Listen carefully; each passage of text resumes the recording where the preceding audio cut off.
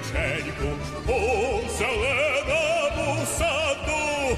Чи не вийде дівчинонька рано вранці по ладу? Маруся, раз, два, три, калина чорнява, як дівчина саду ягоди рвала. Маруся, раз, два, три, калина чорнява, як дівчина саду ягоди рвала.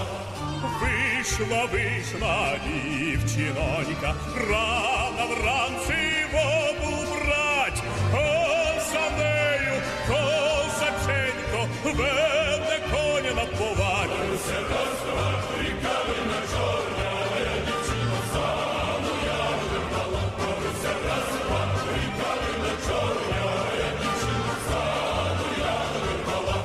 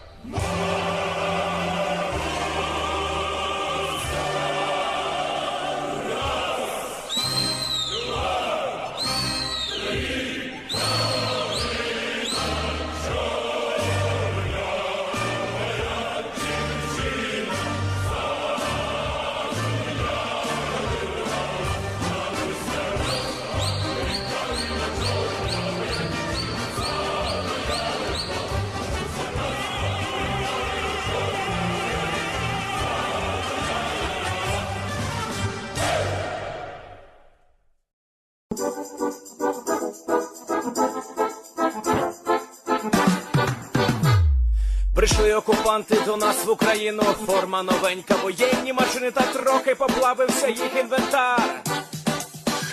Байрактар, Байрактар. Російські танкісти сховались в кущі, щоб лаптем посьорбати довбані щі, та трохи у чах перегрівся навар. Байрактар, Байрактар. Приперли зі сходу до нас барани для восстановлення великої страни. Найкращий пастух баранячих отар. Байрактар, Байрактар. Їх доводи всяке озброєння різне, потужні ракети, машини залізні, у нас на всі доводи є коментар. Байрактар, Байрактар. Вони захопити хотіли нас зразу, а ми зачаїли на орків образу з російських бандитів, робить примар. Байрактар, Байрактар. Російська поліція справи заводить, там пивцю рашистів ніяк не знаходить, хто винен, що в нашому полі глухар. Байрактар, Байрактар. Веде пропаганду кремлівський урод, слова пропаганди ковтає народ, тепер нове слово знає цар. Байрактар. Байрактар. Байрактар. Байрактар. Байрактар.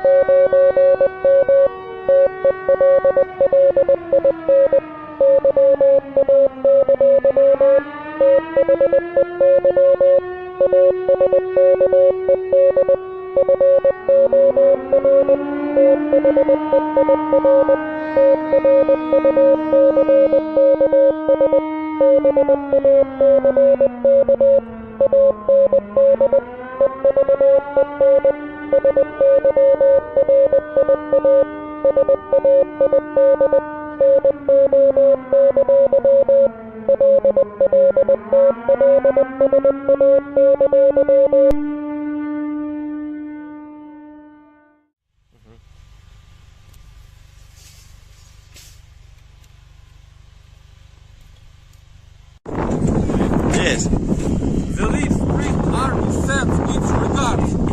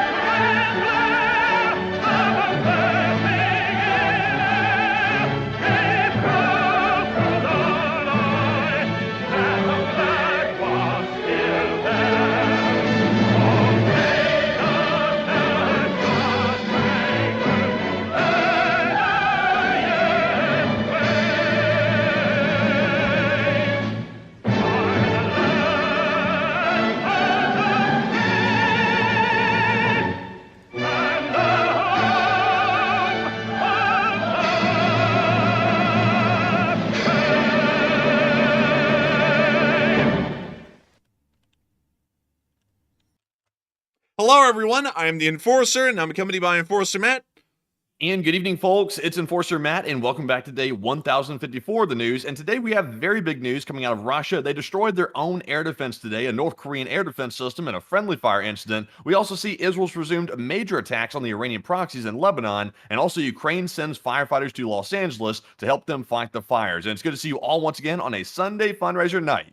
And of course, we're going to be covering the past 24 hours of news from around the world, as we've gotten major news today out of the Middle East that the Syrian Interim government has currently trapped the Russian army inside of Syria that has been stuck there for weeks, as they are refusing the Russian Navy entrance to the ports of Latakia and Tartus, leaving several thousand Russian soldiers inside of Syria without a way out along with their equipment. We are also hearing at the exact same time that the Russian Navy vessels that are waiting to try and enter the port of Tartus and Latakia, which were denied today, are actually leaking fuel, as it appears that the ships have been subject to deferred maintenance for an incredibly long period and have actually rusted through to the fuel tanks. Meanwhile, just a couple of dozen miles south inside of Lebanon, we were able to hear that the Israeli armed forces are continuing major airstrikes against Hexbollah forces within the territory of southern Lebanon. This comes at the exact same time as the Syrian Interim government has been strictly denying and turning around Iranian transport aircraft, which has been attempting to fly over Syria and into Lebanon to continue to provide and supply Hezbollah forces with more money and munitions to be able to continue their fight against the state of Israel. It appears that the Israelis have now begun to bomb those forces directly, destroying them outright. According to the Israelis, the reason why they are doing this is because they requested of the Lebanese government that the Lebanese take strong action to dismantle these Hezbollah ammunition depots. The Lebanese government did absolutely nothing, and now the Israelis will start to destroy the depots with precision airstrikes. Meanwhile, outside the Middle East, we have been able to hear of some major news occurring around the city of Los Angeles, as the state of Ukraine has mobilized 150 firefighters to be sent to the city of Los Angeles with firefighting equipment to be able to help out in fighting the blaze inside of the city. At the exact same time, the Ukrainian volunteers, which are being sent by President Zelenskyy, are also being joined by Mexican and Canadian firefighter detachments that have also been sent by the Canadian and Mexican governments as well. This is still going on as the Palisades and the Eden fires have continued to grow, causing significant damage ever still to the city of Los Angeles, while civil authorities are continuing to try and fight the blaze as much as they possibly can. And that actually brings us on really quickly to our biggest thing of the night. It is Sunday, and as many of y'all know, that is the beginning of the Sunday night fundraiser. And what better fundraiser to have tonight, considering that even the Ukrainians are getting in on the firefighting action inside of the city of Los Angeles, than the Los Angeles Fire Department Foundation. The Los Angeles Fire Department Foundation, the LAFD Foundation, is a nonprofit that was created by the Fire Department of Los Angeles itself and operated and managed by them to be able to purchase firefighting equipment to help to fight the fires that occur around the city of Los Angeles. As Gabby White throws in a 300, Hey, dang, look that's at that. A huge one. absolutely massive. Huge donations are coming in. And speaking of which, there is actually a very good reason why. And I'll actually get y'all to the LAFD Foundation's website here to show y'all. The LAFD is quite truly managed by the Los Angeles Fire Department itself. The nonprofit was founded in 2010 to help to be able to raise funds for the fire department to be able to buy valuable firefighting equipment that not only helps to save the lives of the firefighters themselves, but also to stop further areas of the city from burning to the ground. They have been able to buy a large amount of equipment through the LAFD in managing the fights of LA's fires, and of course the major Palisades and Eden fires that have broken out just recently. This firefighting foundation truly helps the people on the ground directly, considering that it's managed by the fire department that's doing most of the firefighting action, to be able to save lives in the city of Los Angeles. I do know that many of the viewers here tonight are from the United States of America. Around 55% of y'all will be, according to the statistical average, and the remainder of y'all are from other places around the entirety of the world. To a specific message for our American viewers that I want to say is that the city of Los Angeles, like any other area, is an American as American as just about any other city inside the United States. The fact that a major fire is ravaging through the area and affecting citizens of the Republic at large is something that is a great concern to me, and I do believe that all of the American members of the Leaf Spring Army, without question, should be mobilized to help out as the citizenry of the United States of America to help the firefighters of Los Angeles to fight these fires and put them out once and for all, completely removing the danger to the citizens of LA and the U.S. economy at large. To the rest of our international viewers, I do have to say that I would largely understand if y'all do not want to support the fundraiser. This is largely an American thing, and this is usually an internal American topic. But one thing I always want to remind people of is that the United States always has the back of our allies. Practically everyone watching this channel right now from around the world, without question, without a shadow of a doubt, each and every single day. Many citizens of the United States would feel very ingratiated and very appreciative of foreign support from those viewers of the Leaf Spring Army who may not be citizens of the United States. That support would be absolutely incredible, and once again show the steadfast commitment that not only the governments of the Western world have, but the citizenry themselves, that we are all in this together against the axis of evil and will continue to support each other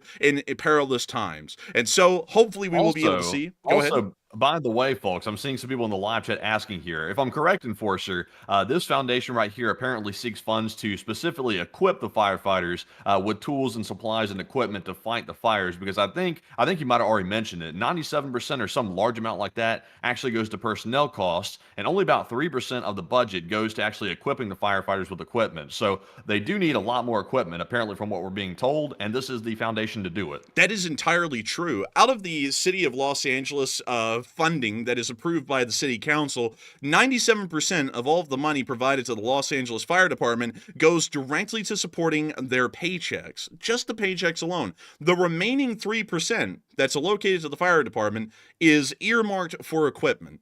meaning that while the firefighters at the city of Los Angeles are obviously paid, they have no equipment to fight the fires with for the large part, and to be able to acquire new equipment on the spot to be able to fight these kinds of blazes is extremely difficult. And that's why we are wanting to make sure to push forward for all of the citizenry of the United States tonight a major civic initiative to try and make sure that the funding can be raised to help out these folks. Loads of people today have actually helped out the LAFD, and the reason why I picked this fundraiser tonight is because a well-to-do businessman in the city of Los Angeles actually donated $5 million today to the LAFD Foundation for them to be able to buy equipment from. It was huge. And then I sat there and looked at that, and I thought, the Lee Spring Army certainly will not be able to raise $5 million in a single night, but it sure as hell would be great to know that the citizenry of the United States and those well-to-do citizens around the world from many other countries in the Western Sphere would band together tonight through the Lee Spring Army to do their part and to help fight the fires of LA.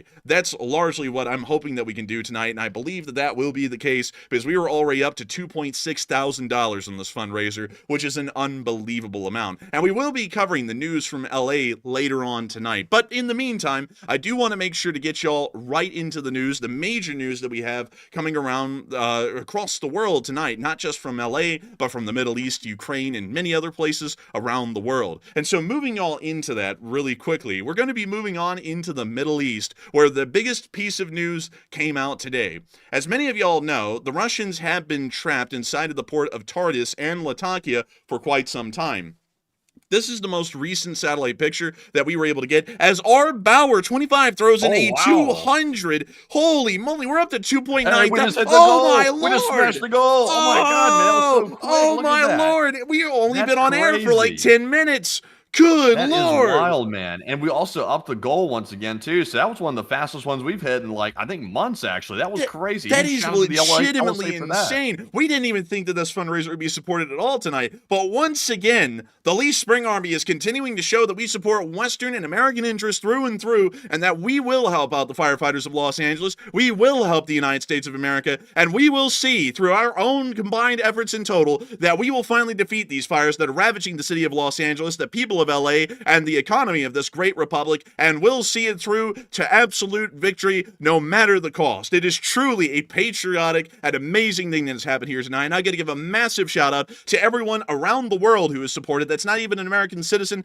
We thank y'all for standing steadfast with the United States of America, much like we have stood steadfast with so many other countries that are in the Western world time and time again. And I also have to give a huge shout out and a huge thanks to all of the citizens of the Republic who have supported this fundraiser tonight, because it is an absolute victory, not just for the Lee Spring Army, but for the United States of America, that this support has been raised. A truly incredible thing. And it looks like the fundraiser is still going wild. We've almost made it up to $4,000. And I usually do not say this, but tonight is electric. Should we raise the fundraiser goal? Matthew, put out a poll on that, because oh my lord! God, $3,333. You see that? That is crazy. That is the largest donation we've had in, I think, a year or something. That is wild. Who did that? Well, I think that had to have been Hal Rose, because it's all threes. But we just hit $7,000 on the fundraiser.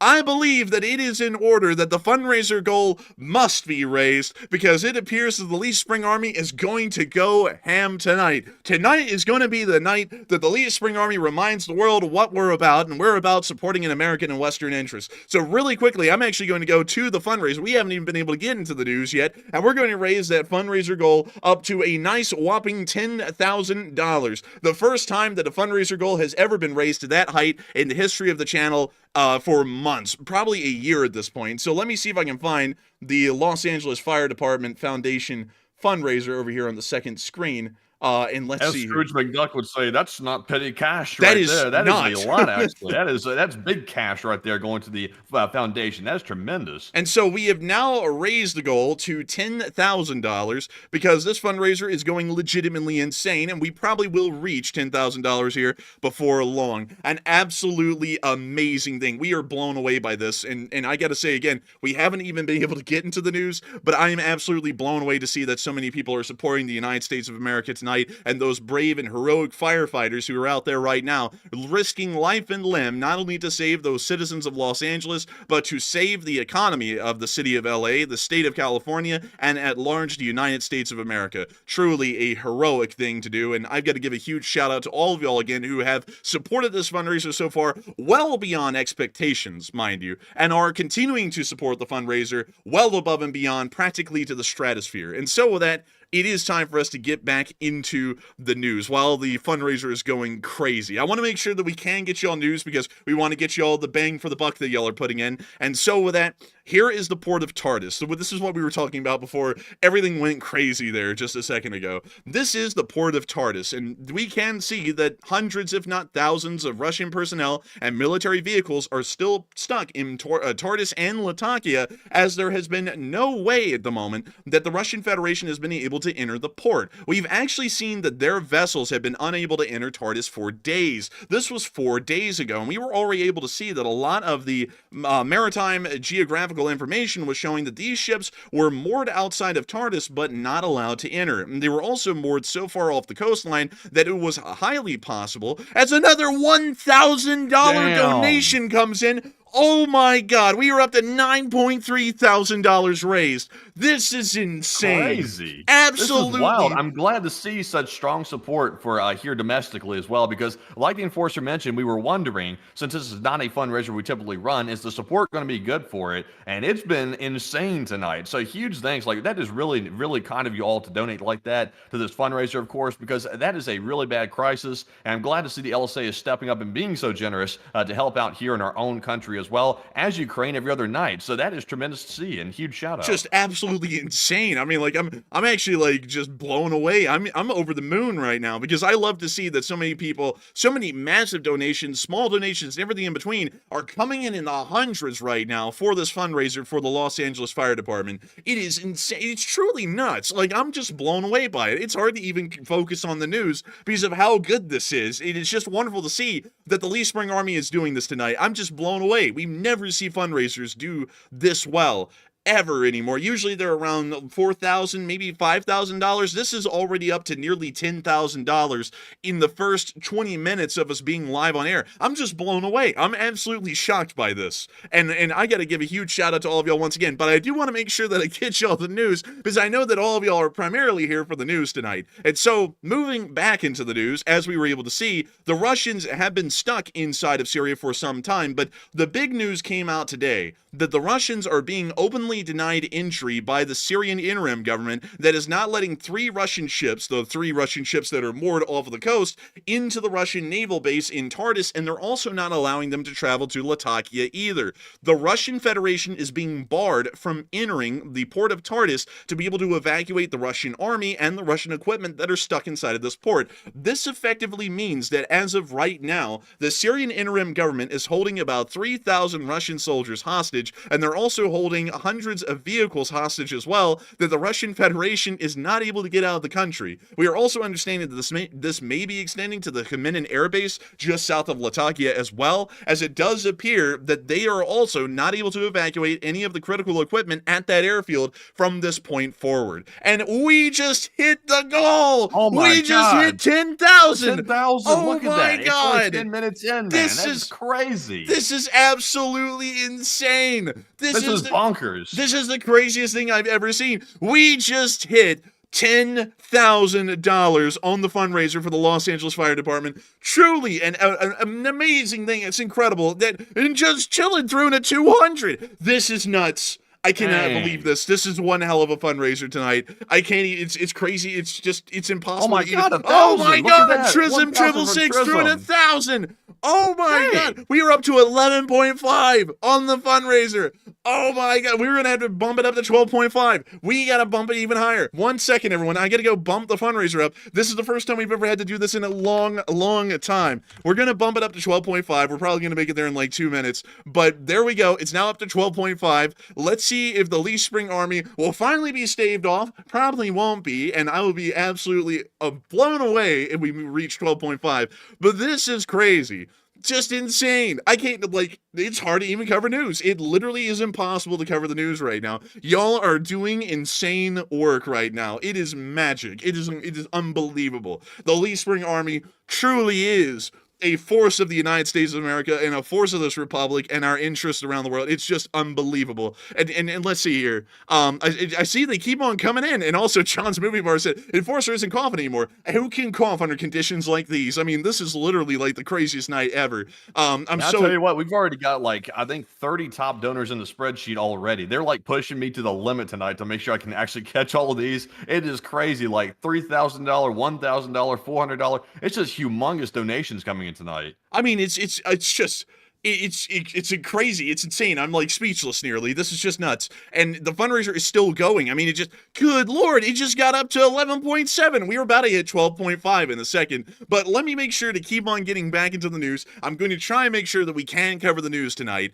But please, if you were absolutely blown away by the support that y'all are seeing tonight, put a long live the Republic in the chat, because I would love to see all of the support that we're seeing for the city of LA overflowing for the United States of America. It's just an amazing thing to see this. I truly think it's the greatest sign of patriotism and love of the country that I've seen in some time. It's just insane. And Jablonski said, is this real? This ain't no dream, buddy. You're living in real life. The Lee Spring Army has already raised $11.7 thousand for the Los Angeles Fire Department Foundation. It's just absolutely amazing. I love to see it. And so with that, we're going to be getting back into the news for a moment, because we have been able to see that while the Russian Federation is currently witnessing 3,000 of their soldiers being held hostage in Syria by the interim government, as well as hundreds of vehicles and pieces of precious equipment that are irreplaceable at this point, given the state of the Russian Federation in the war in Ukraine, we are seeing that it's also starting to show up in the ships that are moored out at sea. Because you wouldn't believe this, Matthew. You just wouldn't believe it. Unless if I told it to you, and I'm going to tell it to you right now, as it is. I'm going to give it to you straight. The Russian ships that are sitting out at sea waiting to pick up the Russian vehicles, or at least as much of them as a small fleet can, all of the ships are leaking fuel out of the side of the hull. From what we're understanding, these ships have had maintenance deferred on them for so long that they actually have rusted through the outer hull, and the fuel tanks, which are in between the primary hull and the secondary hull, are leaking into the sea while these things are sitting there moored. So it's showing that these ships are in such a bad shape and have had maintenance deferred for such a long time because the Russians don't have the money to spend. The hulls have literally rusted through, and the fuel is leaking out of these ships while they're waiting to pick up the derelict military that's in Syria that was pretty much defeated by a group of ragtag rebels just a couple of months ago, and no one has been able to do anything to help them out. I mean, they're screwed at this point. This is also one of the best. It's kind of crazy at this point how literally every damn ship that Russia has at this point is leaking fuel. It's rusty. It's something. Like, they're all falling apart. It goes for their military ships, their cargo ships, the oil ships. Everything is falling apart in Russia. It's just insane. It truly is the craziest thing ever, because these vessels are in dire states. I want to remind all of y'all that most of these ships, at least the Rapucha class landing ship that y'all see right here, as well as this vessel, I do not know the specific class, were most likely built before the collapse of the Soviet Union, sometime in the late 1970s or through the 1980s. It's really crazy to imagine that the Russian Federation, once again, like they have in every category, has kept these ships on the roster to make it look like they have a massive and formidable navy, but they haven't even been able to afford even the bare minimum of maintenance for these ships, and so the outer hulls have rusted through to the point that the fuel tanks are leaking. And of course, this can cause more serious issues, and it just... It's a terrible thing for the Russians. It just shows how much of a joke they are. They are so weak at this point that the Syrian Interim government will tell them to get screwed on picking up their own army out of Syria, and they can't do anything about it, but watch their ships that were supposed to pick up the army just sit there and leak fuel in the middle of the sea because the ships are in such bad shape. they can't even really float, much less hold the fuel that they have inside the fuel tanks. But that is not the only thing that's happening within this very small area of the Middle East right now, because just a couple of dozen miles south, the Israelis got back to doing what they have done best, which is beating the hell out of terrorist forces that are supported by the Islamic Republic of Iran. And we have been able to see that 5 major airstrikes have been conducted within just the past short few hours, as the Israelis have continued to completely destroy and devastate Hexbollah ammunition depots and supply hubs that would be used by Hexbollah into the future. But before we do move on into this news, I want to make sure that we circle back to the whole Syria situation, with, of course, the Russian army kind of being held hostage at this point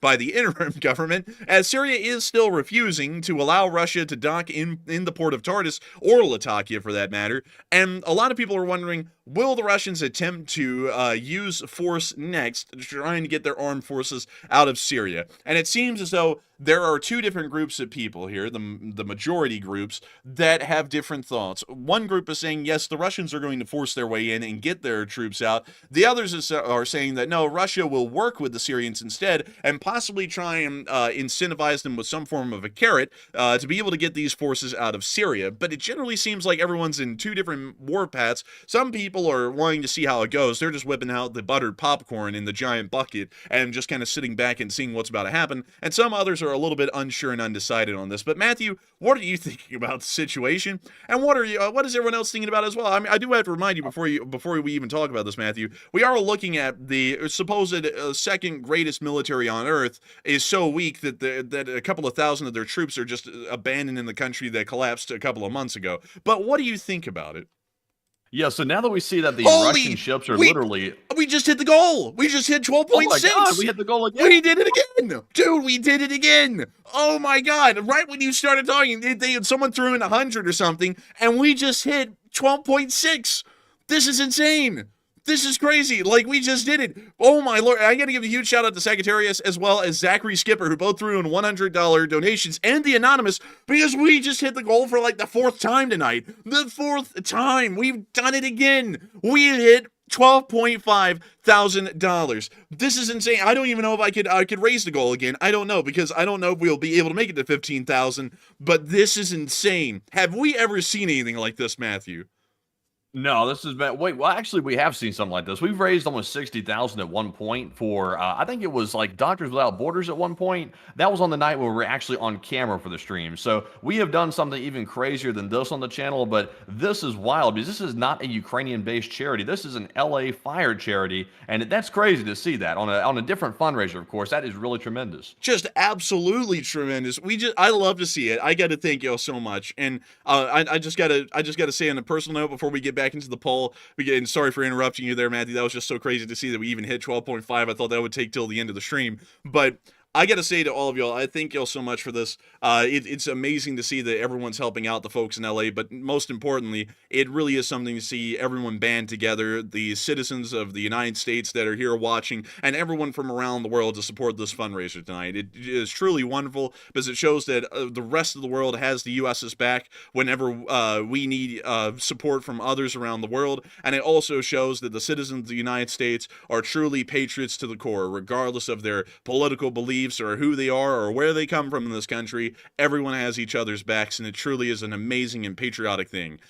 Just unbelievable. But I'm going to leave it there because I'm going to shower y'all with a whole bunch of praise and thanks here a little bit later on the stream when we get to calling out all of the top donors. But Matthew, take it away. What were you thinking about what's happening in Syria? All right, so just to reiterate it, we're seeing the Russian ships lurking on the coast of Syria right now. They can't get back into the ports because they're not being allowed back in. So they have to get all their military equipment off the port, but they can't do it right now. So 37% said Russia will work with Syria and instead of using force to get their way in, while 31% said Russia will force their way in, and 21% said it depends on how it goes. And I would say personally that Russia probably is considering using force at this point because the Russians so far have tried to simply cooperate with the Syrian Syrian government, but typically when the Russians can't get their way, they start going a little bit sideways. So I think they're considering it. Now, whether or not they do that or not, that's another question entirely. They might try to wait and hold out to see if the Syrians are going to back off their position and let them get the equipment anyway, but I have a feeling the Syrians are not going to let them get it. So it could get stuck there, and unless the Russians are willing to fight that equipment out, then they might have to leave it. But Enforcer, what say you? I would have to say that the Russian Federation is probably in a position where they cannot force their way into Syria, because they would have probably already done that if they could. It looks as though the support forces that were left behind for the Russian Navy and the Russian Air Force, and of course the small contingents of the Russian Army that were scattered throughout Syria, are practically stuck where they are right now, and there really is no way to get them out or help them for that matter. It's wild to see that that's the case, because once again, I want to remind all of y'all that the Russian Federation had a lot of people fooled. Didn't have me fooled because I had read about them in 2018 and 2019 and had a pretty good understanding of what they were, but it had most of the world fooled. Bab just threw in 1,000. Whoa, 1,000. Jeez. Dang. Sheesh. Man. Oh my lord. Tell you what, that's crazy, man. These donations, like, seriously, like, are freaking wild. I'm having a hard time keeping up. Let me make sure I'm getting these real quick. Let's see. Go right ahead, Enforcer. I got to catch up. It's absolutely insane. We're up to $14,096 raised at this point for the Los Angeles Fire Department Foundation.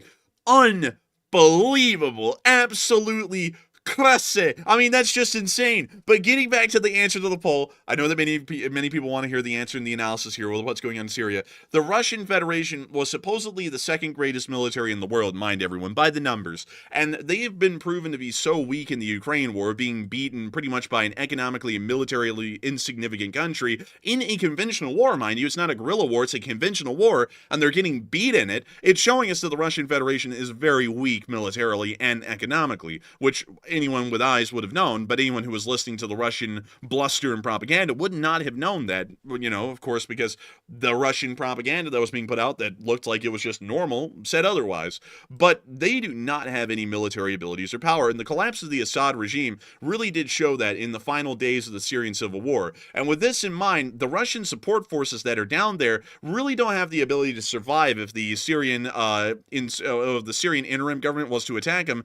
They really would not be able to survive at all. They would probably get obliterated because they don't have any ground forces to really hold down any territory. So for this reason, the Russians are pretty much being held in more or less creative terms by the balls by the Syrian interim government, because if they try and force their way in, the Syrian interim government could just end up wiping out all of the Russian forces that are in Tartus and at Khmeimim airfield, really without that much of a fight, to be entirely honest with y'all. And of course, some people are going to say, well, they have attack helicopters there, and they have a decent amount of military vehicles. That doesn't really count for much, especially when they're already sort of stuck in a very small perimeter, and that the insurgents pretty much control everything around them. Helicopters can only do so much as well. They could be attacked on the tarmac or taking off and be shot down for the large part. So for those reasons, the Russians pretty much have been had by the balls. This is worse than the collapse of Afghanistan, because in the collapse of Afghanistan, the United States was able to get the military and most people out of Afghanistan.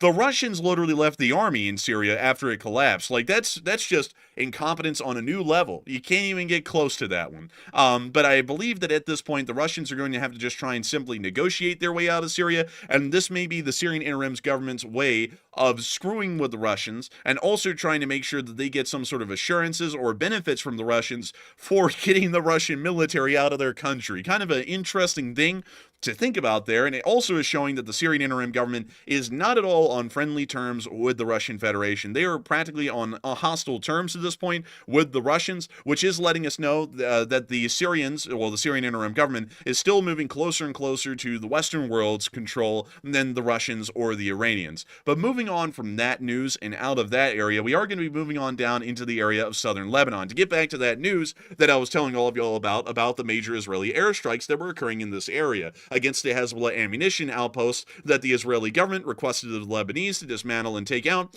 But considering that the Lebanese government largely is supportive of Hexbollah and its cause, and from what I understand, a decent majority, at least in our personal experience, of Lebanese, either inside of Lebanon or abroad, largely are in support of Hexbollah for some reason or another.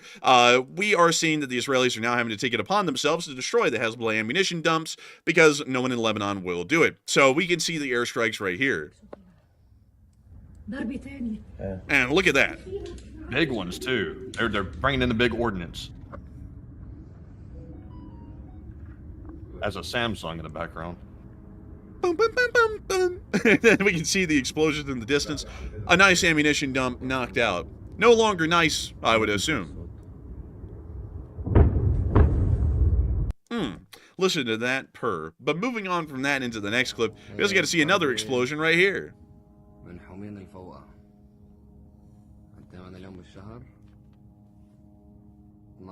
That's the end of that clip, but still, hey, looks as though the Israelis aren't playing around again. And we can also see here another ammo dump that got targeted and destroyed. Oh, damn. Oh. Dang! What were they hitting that one with? They got subwoofers hitting that one.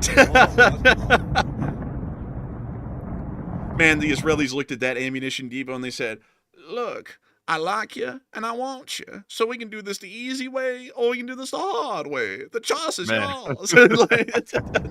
As they were dropping each and every one of these bombs, they were reminiscing about the ceasefire of Christmas past.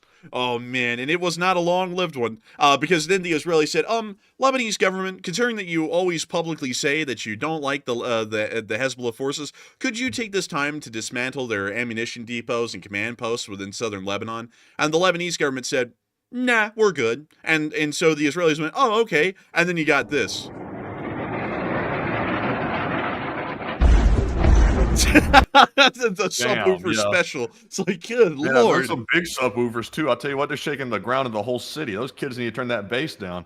Man, I gotta tell you, it's absolutely crazy. And we also get to see it in another clip right here.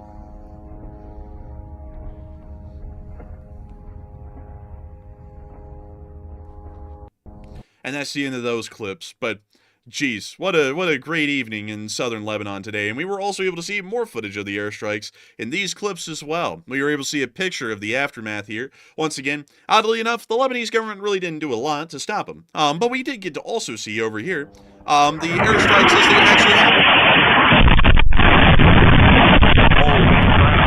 Subwoofer special.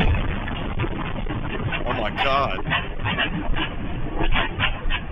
What was that? It sounds as though a raccoon is trying to burrow through a sheet of tin. I'm not really sure what that is, but it sounds kind of like that.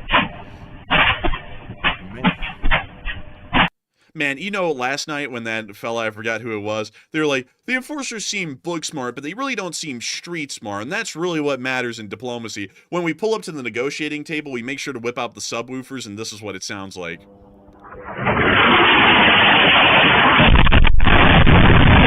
And based off of that and that alone, that's how the United States negotiates ceasefires, as anyone would know. But moving on out of that, it was very impressive to see these 5 major airstrikes being conducted, and of course good to know that the Israelis are continuing to dismantle a proxy force of Iran and making sure that the Islamic Republic of Iran will be losing a lot of its grip on control over this region of the Middle East, or for that matter, really over the entirety of the Middle East. Considering the collapse of the Assad regime has pretty much severed Iran's direct ties to be able to support and fund forces within southern Lebanon and the Gaza Strip, we largely are seeing that there's a great diminishment of abilities and control that the Islamic Republic of Iran has been able to conduct within this area and to be able to keep the proxy war going. Really, at this point, the only force that seems to be somewhat existent, or at least in somewhat decent health, is the Yemeni Houthis of western Yemen. But even still, the coalition is beginning to bomb them quite heavily, and it does look as though the Yemeni Houthis may be greatly reduced in combat efficiency,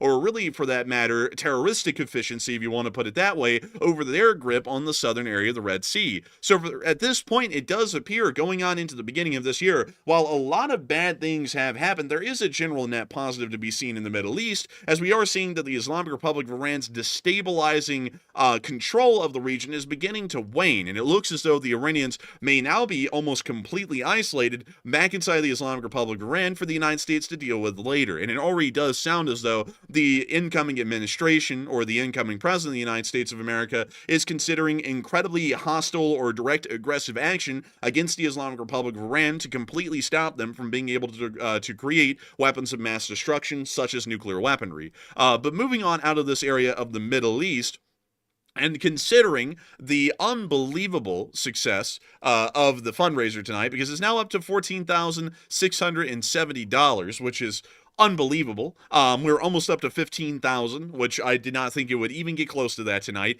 We are actually going to... We're actually going to be taking a bit, considering that this fundraiser is about the firefighters of Los Angeles, to talk about what we're seeing in Los Angeles. Wait, grab the poll real quick. Oh, yeah. Wait. Dang it. I forgot. I'm sorry. Like, I'm so blown away by the fundraiser. Man, like, my mind's everywhere. Holy moly. There's another 1,000 from Trism. What is that? Threw in 1,000. We're at $15,700. Are we going to hit 20,000 for the nights out? Are we really going to do it? Are we going to do it? This is the days of old, the golden age of the Lee Spring Army's fundraising abilities, and we're seeing that it's back tonight. We're back in action, baby. It's just I got to tell y'all, the fundraisers bring me a great deal of joy when they do insanely well. They really do. I love to see it, and I love to know that this channel and the entirety of our army is able to help out around the world. But it is just insane to see how much it's helping out the United States, because for 3 years now, Matthew and me, being citizens of the United States, have supported Western and American interests around the globe. But that's always meant that our fundraisers have supported other countries, and we've never complained about that, because that's within the Western world's interest. So we've always supported fundraisers on Ukraine and in Israel and even in the eastern areas of the world, I believe, a few times. But we've never run a fundraiser on the United States. And when this happened, tonight, and when I created the fundraiser, I was telling Matthew, I was like, Matthew, I don't really think this one's going to do that well, but I'm going to put the fundraiser goal at 3,000 because I would like to see that the Lee Spring Army does support it that much, because we've never run an American fundraiser to know whether people would support that heavily or not. And good Lord, have y'all supported it. It's the biggest fundraiser that I think we've seen for 2 years, I believe. I mean, it's just absolutely crazy, and I love to see it. I love to know that everyone who's watching this channel that is an American is supporting the fundraiser to the extremes, and I love to know that everyone from around the rest of the world is supporting the fundraiser to the extreme as well. It just truly is an incredible thing to see, and I'm sure that all the firefighters of Los Angeles are just loving to know that people around the United States and around the world are supporting them and helping them out during this horrific crisis that is gripping the second largest city in the entirety of the United States of America. Their efforts are massive, the fires are even larger, but still, the support, pride, and patriotism that the citizens of the Republic and others around the world have inside the United States will ensure that those efforts of those LA firefighters, whether they be as big as the flames or not, will finally be able to reign victory over the city of Los Angeles and declare a major victory for the United States, as we will stop these fires before they ravage another house, another city block, and another street. We will be a part of that. And y'all, now because of y'all's massive support to this fundraiser, are actually making and carving out our own little story, our own little piece of history for the LA fire. The Lee Spring Army is now directly involved in it, because at some point, a fire hose, a thermal imaging camera, or another piece of vital equipment being used by the LA Fire Department may have been funded and supported directly by the Lee Spring Army itself, meaning that this community has had a direct impact on one of the largest and most devastating fires that has ever gripped the United States in its 249 years of history. Truly, I'm glad we ran one tonight for this, because we were wondering if we should run one for it, like I said earlier, and I'm glad we did it, because of course I was thinking myself the other day when people were mentioning it, we really should run a fundraiser to help those in Los Angeles, because of course the fires are bad. Even if you're not from Los Angeles, most people do not like to see people suffering. Most people want to help in some way, and now the LSA's come through in big fashion with almost $16,000 raised. Somebody just threw in 1,000 Norwegian kroner just now, an anonymous donor. We just hit 16,000. Crazy. You know what's also crazy, Enforcer? These donations are coming in not just from the United States, but also people around the world wanting to help as well. That shows you the LSA is united together for sure. It really does. It really does. It's a crazy thing. And I also, Stephen Parallax just threw in 100. I mean, the donations are insanely huge. I mean, they're crazy. And I also want to make sure to say this really quickly, because I did hear about this today while I was looking around to see what kind of nonprofits we could support in LA. This one was the best one to me, because it's directly helping the firefighters fighting the fires, putting their lives in danger, and it's helping them to be able to, you know, a little bit more or less. It's still a very dangerous job, mind you, but it's helping them to be able to fight the fires a little bit more effectively and hopefully put them out of the line of danger just a little bit more. But when I was looking around, I do want to make sure to say this, because this is something that happened in the Ukraine world and has been going on for a while when we've been fundraising for them, but it's already happening with LA as well. Please make sure to be extremely careful supporting fundraisers that are made to help out Los Angeles, please make sure to. I've already seen that some major news companies are already saying that scams and pretty much fraud GoFundMes are popping up, trying to say that they're going to help LA and the money is being pocketed by the people who are putting up these fraudulent fundraisers. Please do make sure to be careful. We always run our fundraisers here on this channel through YouTube Give, which is a built-in program into YouTube, which allows us to set up our fundraiser like we're having tonight directly through YouTube itself. We don't touch a single cent of the money that comes through on any of the fundraisers that we've ever run. The account is managed by YouTube. Y'all are actually putting your donations into a fundraising account that is managed entirely by YouTube. It's not touched by us. We do not handle a single cent of y'all's money that is coming through this fundraiser tonight. YouTube handles all of it, and then probably within a couple of days after this fundraiser concludes, all of that money is then sent directly to the 501c3 nonprofit account for the city, for the Los Angeles Fire Department Foundation bank account, which then allows them to access the money and then spend the money as they need to. And of course, 100% of that will be going towards equipment purchases for the LAFD. So with that in mind, I just want to make sure to explain to y'all how this fundraiser works. And once again, remind everyone, considering that we're seeing that there is a major fundraising initiative by the Leaf Spring Army tonight on this channel, that when y'all are wandering around, and of course, many of y'all very well-intentioned see a fundraiser that says that it's helping LA, be very vigilant. I once again want to remind people that nonprofits that do not exist within the legal framework of being a 501c3 nonprofit should be looked at with considerable suspicion. Do not support, I would generally say to y'all, my golden rule is do not support a nonprofit entity unless if it is a 501c3 nonprofit. And even still, do not be generally hesitant about supporting a 501c3 nonprofit if they do not have a long and existing track record, as that could be some sort of an attempt to try and legitimize a scam or some sort of a fraud. The LAFD Foundation... Also, that goes for not just the fundraisers for LA. That goes for Ukraine as well. Like, be cautious donating to anything that's not a registered 501c. We've said this before, but that goes for pretty much every fundraiser across the board. Be very, in fact, honestly, I would say, in my personal opinion, I personally would not donate at all to anything that's not registered as a 501c nonprofit, because if they're registered, they have to make reporting documents, and you can actually see how they're spending the money and where it went, and they have to report certain things. If they're not registered, then most times they don't have to file anything showing how they're spending it, and it could be spent on anything. So transparency is good. Yes, I always want to remind you all of that. Please do make sure to be very careful. I know that there's many well-intentioned people. In fact, the entirety of the Leaf Spring Army is a well-intentioned force of good in the world. And I know that many of y'all want to help out around the world any way y'all can, including in LA. But I always want to recommend and strongly advise and warn y'all to be extra careful when looking at supporting any kind of fundraisers for the fires. Please do make sure that you do background research and some work into it. And always make sure that the nonprofits exist within the legal framework that exists inside the United States.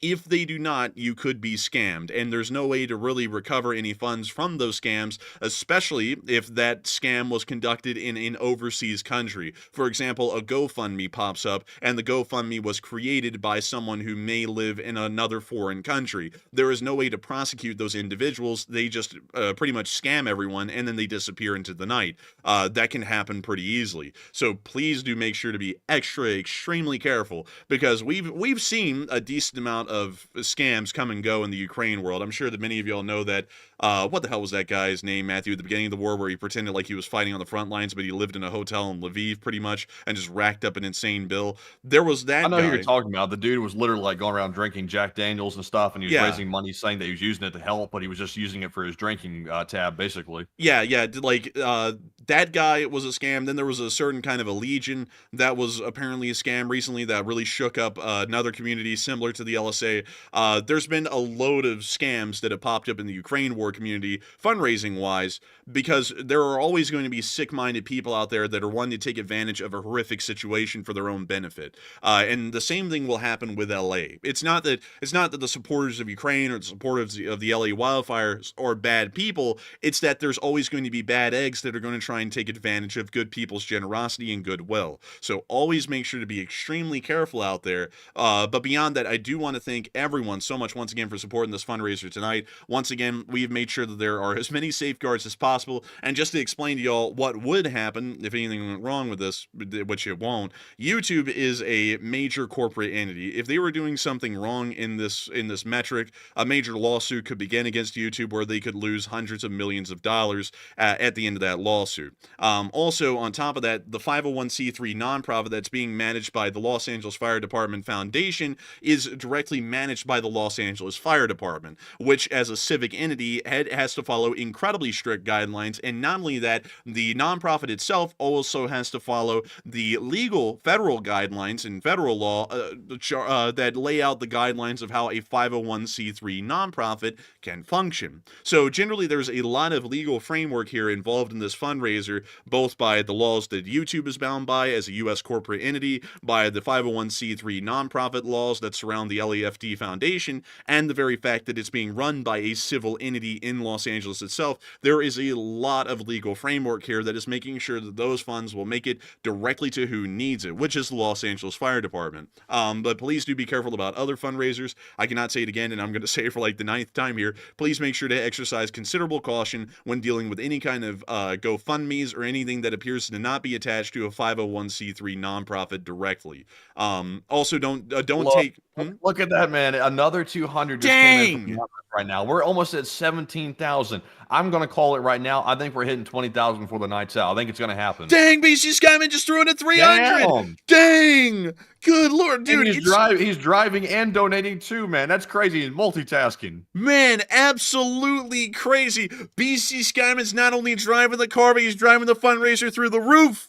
Absolutely crazy. Like, I'm just blown away. It's absolutely wonderful to see this. Legends of the Leah Spring Army are coming through tonight to support this fundraiser in a massive way. And we just saw that the fundraiser has now reached $17.3 thousand.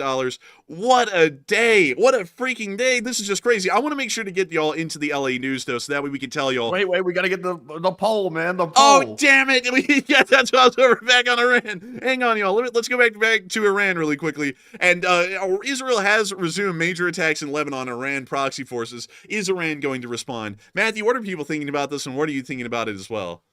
All right. So now that we're seeing Israel start launching these major attacks inside of Lebanon once again, hitting the proxy forces, looks like a ceasefire is no longer a thing. Is Iran going to respond to this? So 40% said yes, Iran will restart the attacks, while 30% said no, Iran's become scared by the United States, and 23% said maybe, but it seems unlikely. And generally speaking, Iran is about to be in for a rude awakening in the coming months because the USA is about to take a very, very strong stance against Iran. And I have a feeling we may be seeing some preemptive strikes on Iranian soil within the next couple of weeks or even the next month or so, because the U.S. is talking about that, and it sounds like it might actually be happening to knock out the nuclear sites inside of Iran. So I think they know that's coming. They're going to try to lay low for a bit, so I don't think they're going to be doing much of anything except for trying to cause some hybrid warfare across the world. But Enforcer, what say you? I would have to say that I do believe that Iran is going to be restarting some new attacks. They'll probably use the Israeli airstrikes as justification, because technically they're breaking a ceasefire that was negotiated a while ago, and although Hexbollah did already break it in some smaller skirmishes, the Iranians will say that this is what truly broke it, and so they'll most likely try and conduct another strike against Israel. However, this is where the change in leadership that's going to be happening in the United States, at least in the office of the president. And while both presidents have been extremely hostile to the Islamic Republic of Iran, we do believe that the incoming president may even be far more aggressive against Iran than the current president has been.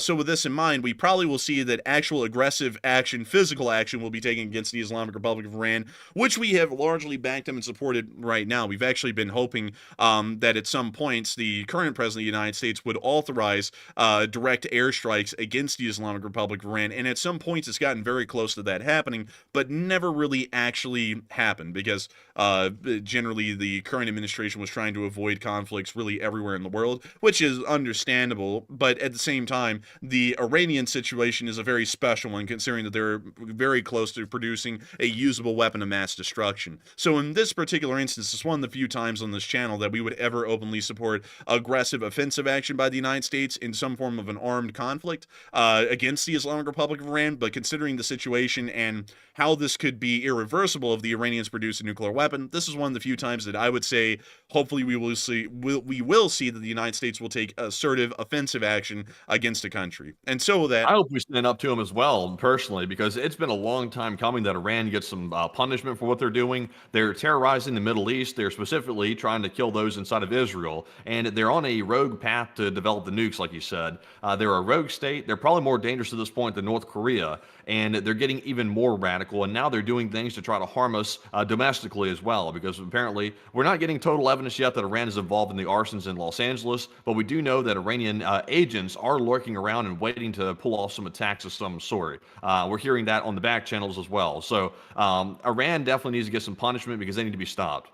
I would certainly agree with that, and I would say that if the Islamic Republic of Iran in any way was attached to the creation of the LA fires, I do believe that not only should we attack the nuclear sites, but we should also decapitate the Iranian government as well with precision-guided strikes from the U.S. Air Force. But with that, I hope that does address that fairly well, at least in my opinion. But with that, we do want to move on over really quickly, considering that this fundraiser that's done insane tonight. I also want to give you all the number. It's up to $17.5 thousand.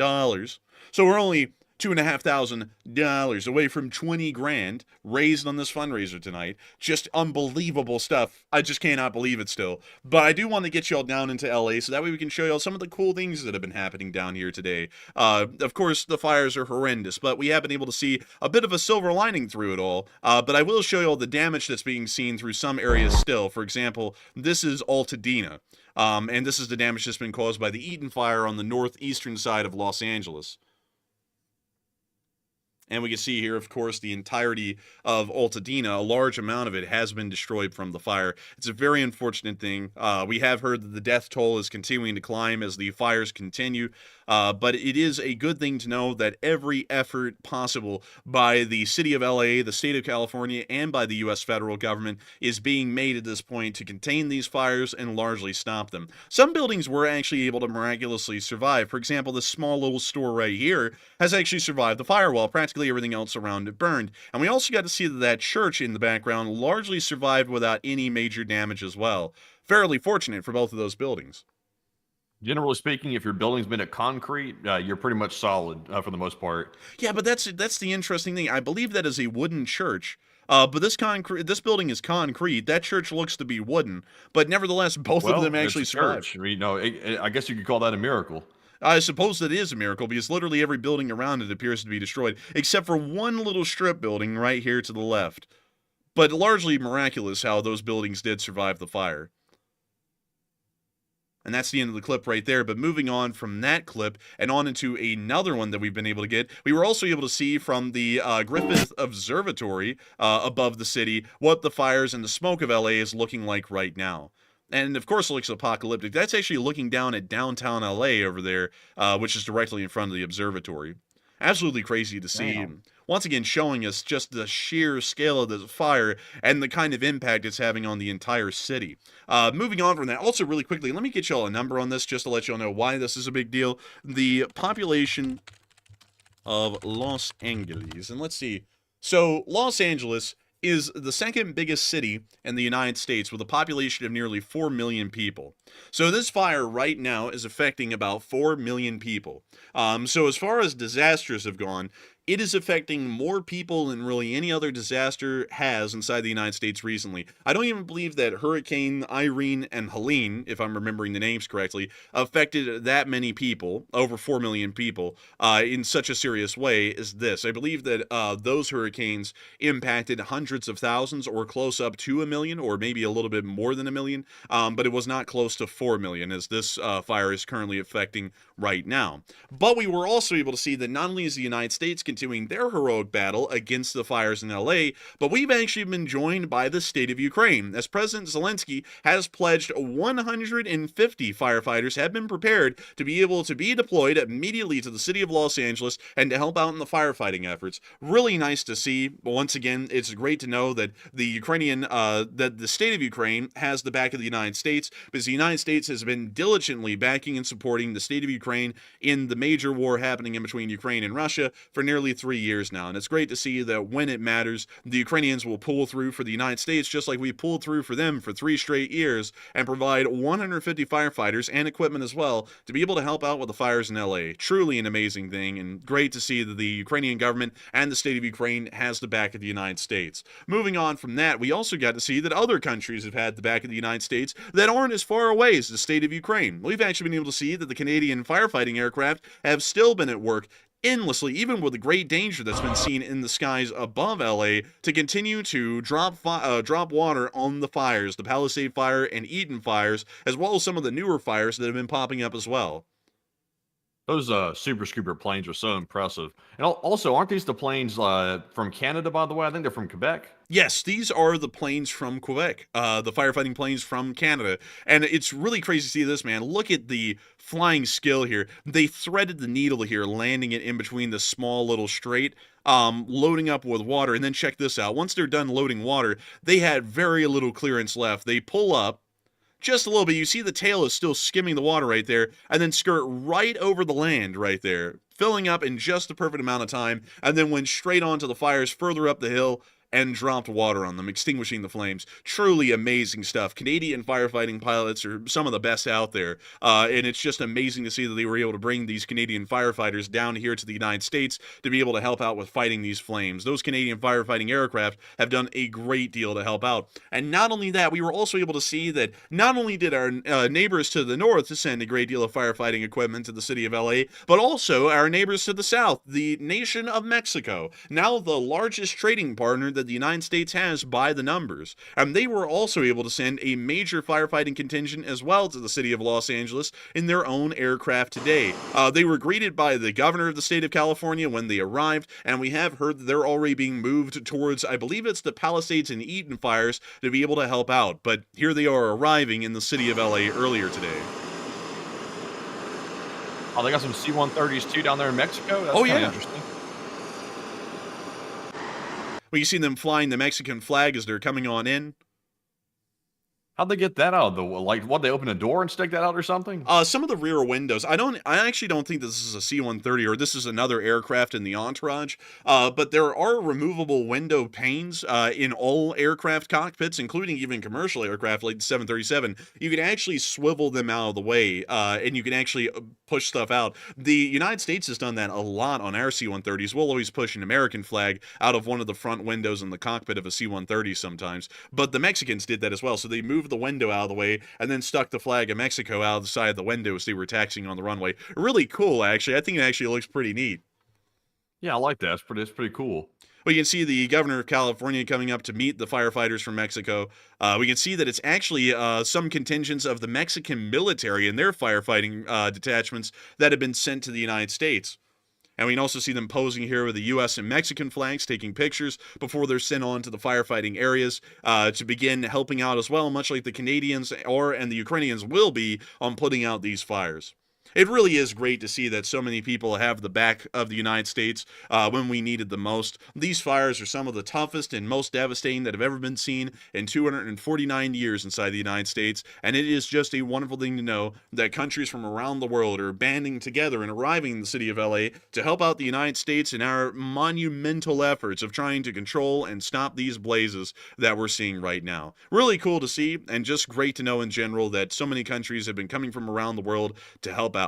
And speaking of so many countries coming from around the world, so many people have been helping out in the Leaf Spring Army tonight, as the fundraiser has now reached $18,104 as of an exact count right now on this fundraiser. It's really crazy to see that the Leaf Spring Army has come together on such an obscure and niche fundraiser compared to what we normally run on this channel. The fires in Los Angeles are a major deal, but as far as this channel is concerned, we've never run a single fundraiser for anything that has gone on inside of the United States.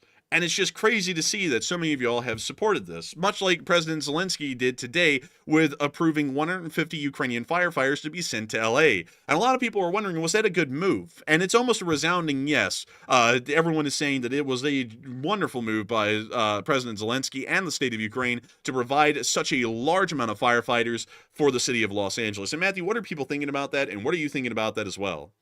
All right, so 75% of the audience said that was a very genius move by Zelenskyy to send the firefighters, or at least offer the firefighters to come here and actually put the fire out in Los Angeles, while 13% said Ukraine needs to stay focused on the war instead, and 7% said it really doesn't mean much. And I would say this, me personally, I think that was a very genius political move by Zelenskyy, because not only is it a very good thing on a humanitarian front, but also for public image. That looks really good that Ukraine is trying to help out us in return, because once again, one of the naysayers' arguments for support to Ukraine is that we're getting nothing out of it. Well, now Zelenskyy is giving us something out of it, and their firefighters are coming here to once again help out and put the fires out. So they are helping actively in one of the most costly disasters that the country's ever seen, and I think that'll do numbers for public opinion, or at least some people it will. Some people won't have their minds changed at all, but some people will have their minds changed, and it probably will be a positive impact because of this move by Zelenskyy. So I'm definitely with the 75%. But Enforcer, what say you? I gotta say that I would have to be with 75% as well. This was a very nice move by the state of Ukraine. It isn't really about whether it will help out or not. Actually, to be entirely honest with you all, 150 firefighters would help out tremendously. That's actually a very large number of them. But it's an incredibly nice gesture and extending a helping hand in a very trying time for the United States that they could have not sent out, and it is really showing a great sign. I think it's a wonderful and incredible gesture. If it even just remains a gesture and we deny the Ukrainian firefighters from entering the United States and just turn them down but still tell them thanks, that was an amazing gesture by the state of Ukraine. They easily could have not done that. They easily could have gone without mentioning it at all. And they easily could have gone and turned around, which is something that Matthew and me were like, I wonder how this is going to go. We were like, either they're going to mention it and give condolences, or Zelenskyy is going to mitigate it and say that this is nothing compared to what the Ukrainians go through each and every day. So based out of everything that could have been said or done, the fact that he's actually offering to take firefighters out of Ukraine when they're under endless air attacks every day, and those firefighters could be desperately needed in Ukraine to come and help in LA inside the United States, it really does show that the state of Ukraine is trying to do everything that they can to be supportive of the Western world and supportive of American and Western interests, which is something that's very endearing to me personally as a citizen of the United States, and I, of course, consider myself a patriot. I think that is an absolutely incredible gesture, and one that really does show the growing friendship in between the state of Ukraine and the United States of America. And so for that reason, I would say that that's just one of the only reasons, in my opinion, that it really mattered, is that it was an incredibly meaningful gesture and one that actually packs a punch behind it, because 150 firefighters is no small number by any measure. But moving on from that, one thing that is no small number by any measure either is the amount of support that's been raised now. In between the last time I talked about it and now, we've now gotten up to $18,350 as of an exact count right now on the fundraiser. It's crazy to see that. It really is. Absolutely insane. And I got to thank every single one of y'all tonight for supporting this fundraiser. The folks from around the world, the folks inside the United States have all banded together to show that folks really do care about major disasters that are happening. We are always honored and incredibly appreciative to be able to be the people who kind of guide this channel. We're not really leading it, but more of a gentle guiding hand of a sort, because y'all are really amazing people deep down. There was nothing that we had to do to make that happen. Y'all just all happened to be a part of this community. We're incredibly fortunate to be the folks that get to cover the news for such an amazing and well-intentioned community as this one. I just don't think that anything could ever beat being in this kind of a position, being able to cover this kind of news, and it really has warmed my heart tonight to see that so many citizens of the United States and people from around the world have backed up the United States and supported this fundraiser during a very trying time for this country. This country has gone through many trying times in the past, sometimes without the help of foreign countries at all,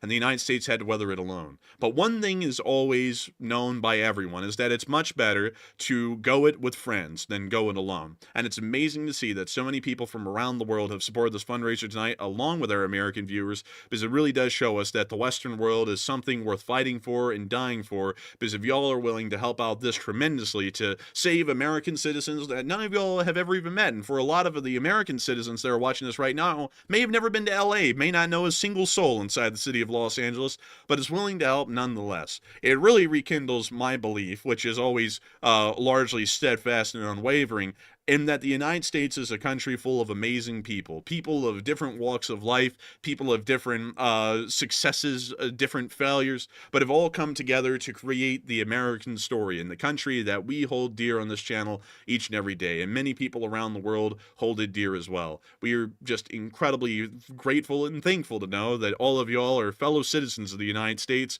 and all of y'all around the world are fellow allies of this republic as we continue to march forward in the world together to fight the disasters and the calamities that may face us all, and come out at the end in triumph and victory over the forces of evil in the world and the disastrous calamities like the major fires of LA. So with that in mind, I want to make sure that we give a moment to be able to call out the top donors. This is a night that really has probably racked Matthew to the max. There has been so many top donations that have come through. The list About is 80. 80. Yes, 80 of them. I got 80 here on the spreadsheet. Crazy. This is the most top donors we've ever had in a single night. That is insane. That truly is the largest amount. And I want to make sure that we're able to call off the top donors. I also want to say this really quickly. I know that so many people, actually way more people threw in less than $50 than over $50. I do have to say that while we cannot call off each and every single person individually, it is absolutely amazing to know that so many people have supported this fundraiser tonight. And if we had the ability to compile and gather together each and every single one of y'all's names and call them out, we would. Crazily enough, YouTube actually removed that ability. It was here for a while, and now it's gone again, and we just simply cannot see the complete list of all of the donors, big and small. And so for this reason, we only compile donors that put in over $50 and call out their names. But nevertheless, I do want to thank everyone who threw in support tonight, whether it was a single dollar or the largest donation we saw of the night, which was $3,333. We are entirely grateful and thankful for each and every one of y'all. Some people may think, well, you know, my $1 donation when stacked up against a $3,333 donation, it's nothing. That's like a grain of sand on a beach. And that's not the case at all, because there are thousands of people who threw in $1 donations, and if it wasn't for all of y'all, all of the thousands of y'all who have thrown in $1 donations tonight, there would be a large part of this fundraiser that would be missing right now. Each and every one of y'all make y'all's mark on this fundraiser. And I gotta say, we are entirely grateful to each and every one of y'all. And so, Matthew, who are the top donors of the night?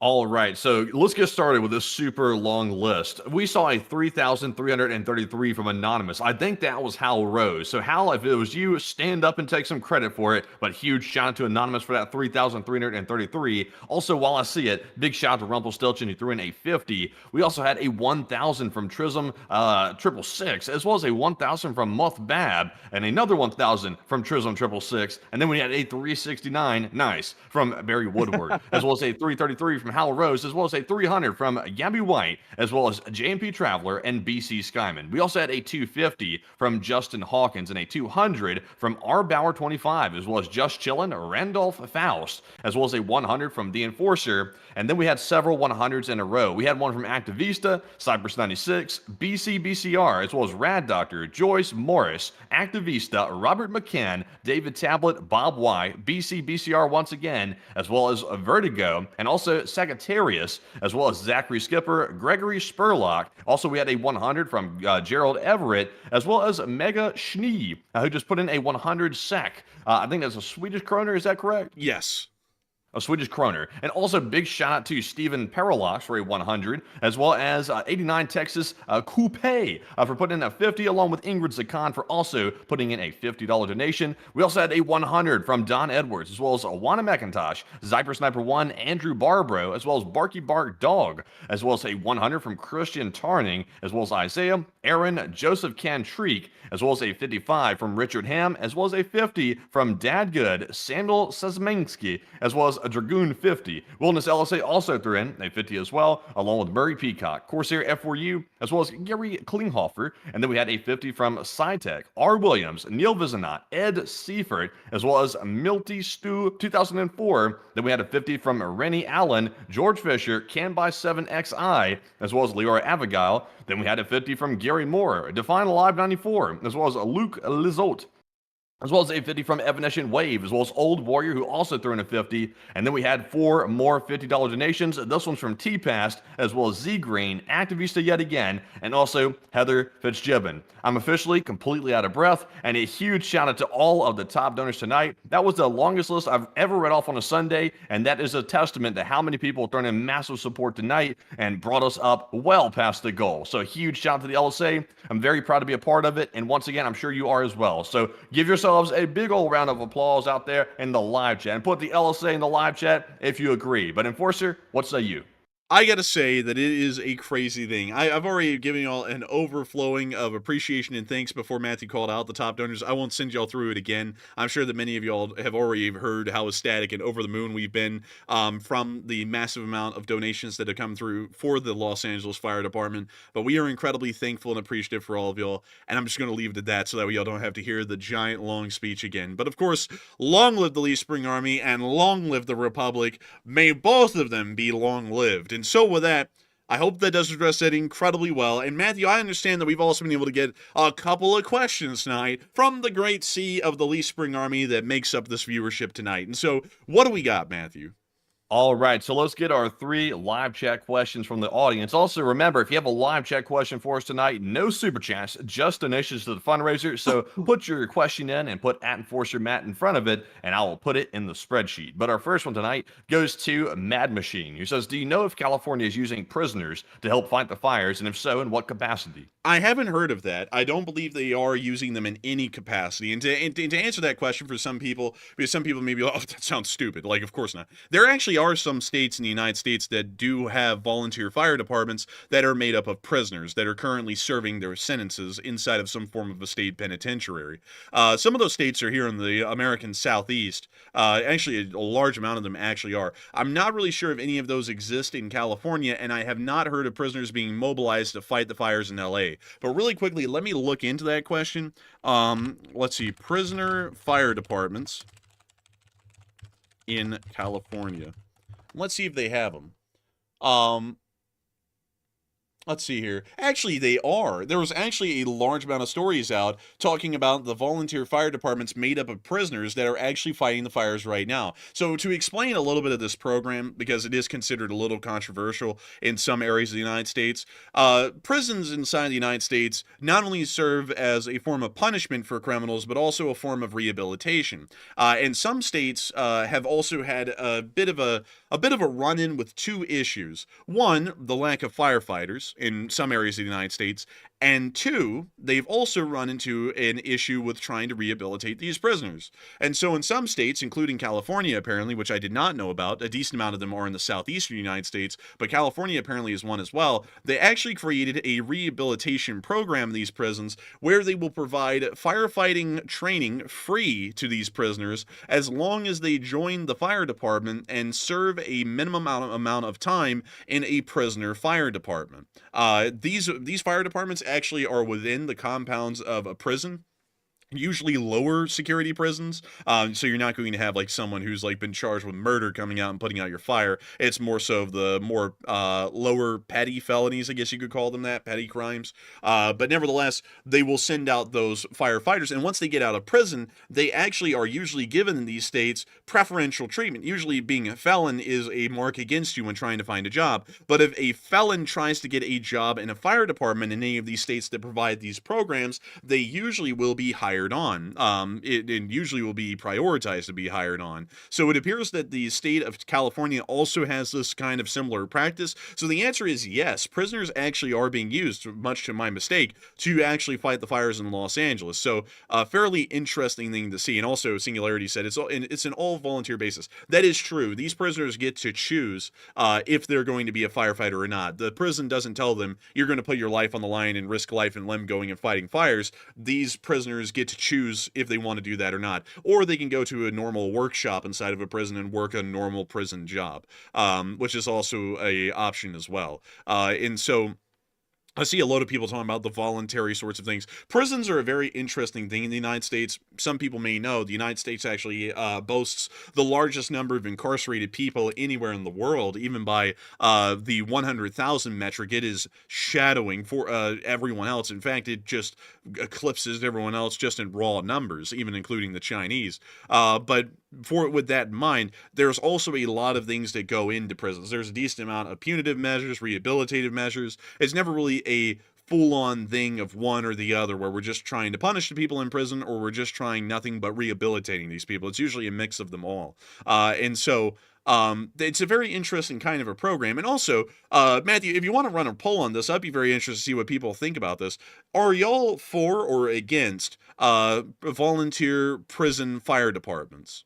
I'm very interested whether y'all are or aren't. That might be considered a bit of a political question, but considering it's nothing that's on the federal level, it's more so of a domestic political question, state by state. I'm very interested in what y'all think about the morality of that. Do y'all think it's right for prisoners to be in volunteer fire departments or not so much? I'm very interested if y'all believe in the rehabilitative side or more so the punitive side of the U.S. prison system. And actually, it looks as though the overwhelming majority of people are big fans of it. And I would have to say, as far as the way the system's run right now, I'll let y'all know I'm generally a big fan of it as well.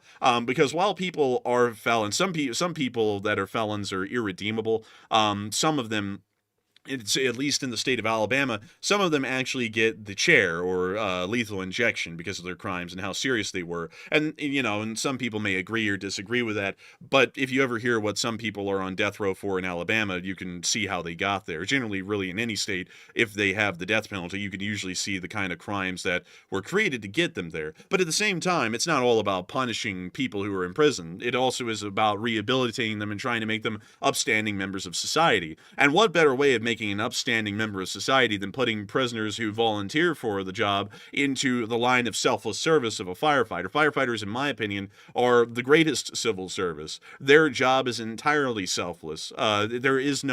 There really is no question of whether firefighters are good people or not, at least in my opinion. Firefighters are amazing folks. And so I think that it's a very good sort of a system and a program because not only does it rehabilitate these firefighters, but it also, well, not firefighters, rehabilitate these prisoners, but it also gives them a job to have on the outside. And so with that, I hope that does address that the best I can, and I hope that answers that question fairly well, because we actually got down to the bottom of it, and the answer is yes. Prisoners are currently fighting the fires in LA. A big shout out to those prisoners for putting their lives on the line for the city as well. But with that, we are on to the second to last question of this segment. All right. So real quick to address the poll, 87% do support the volunteer prison fire department. So it looks like most of the audience is actually in favor of it. So not really surprising. I think it's a good thing as well. Let them learn a skill. And also it does give them, I guess, a break from the prison. If it's a low level nonviolent offense, I don't see any problem with that personally, because once again, the goal is not trying to torture necessarily the prisoners. The goal is to make them serve time and learn from their mistake, at least in my opinion. That's at least what I think it's about. But it looks like 87% are in favor of it. So good to see. But with that, we are now moving on to our next second question. And this one goes to Activista, who asked a question here about the ship. They said, is that new or is the leaking derelict ship issue just now getting attention with the Syria situation? It appears that it's just now getting attention, specifically for Russian naval vessels, because from what we know, it's not the Spartan 4 that's leaking. Apparently, it's the Rapucha-class landing ship, or the other landing ship here that is not a Rapucha. Unfortunately, I don't know the name of this class, that is leaking. It's one of these two. And it's showing that the Russian Navy is most likely dealing with an incredibly small budget, because usually that sort of maintenance to stop the hull from rusting is a pretty big priority for most people. They generally do not want hulls in the side of the ship where water's coming in. That generally is something that is a big no-no. So it is interesting to see that the hull is rusted through enough in some areas that fuel's actually leaking out slowly but surely out of the ship and into the open sea. So it looks like it's getting attention not really for the oil tankers, but really more so for the Russian Navy, which is even more shocking than the tanker side of things. And so with that, I hope that answers that question incredibly well. And we are on to the final question of this segment. And so what do we got, Matthew? All right, and this one is going to go to JMP Traveler, who said, will Assad stay in Russia, or is he going to get the window? I believe Assad will stay in Russia. He's not going to be getting the window. He's not even in the political game in Russia. He's more so just there and probably going to stay there for quite some time, because it lets the Russians be able to show others, hey, look, we got your back. If your dictatorial regime collapses, we got your back. So stay with us. Because they don't really want to lose their complete grip to the Chinese. Because if they threw Assad out a window, it's not really incentivizing any other dictators to stay in line with the Russians. It's really incentivizing them to run away, because they'll most likely end up getting killed if they keep with the Russians. So with that, I hope that does answer that question incredibly well. And now with that in mind, it's time for us to get on into the rest of the news tonight, which is all about Ukraine. We got a load of news about Ukraine. For one, we were able to hear the Russians are expanding military bases near to the Finnish border as a part of supporting its own army in the area. We've known this for a while, and we are starting to hear that it's still ongoing. Meanwhile, down in the Tula area, we got to hear of some explosions in the city of Tula. Listen in.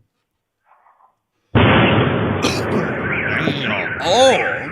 Big ones. And the Russian car alarms, the famed ones, are going off like crazy. Man. And of course the wood whistles, that kind of a deal. But moving on from that and into Voronezh, we also got to hear of an air alert going off in Voronezh as well.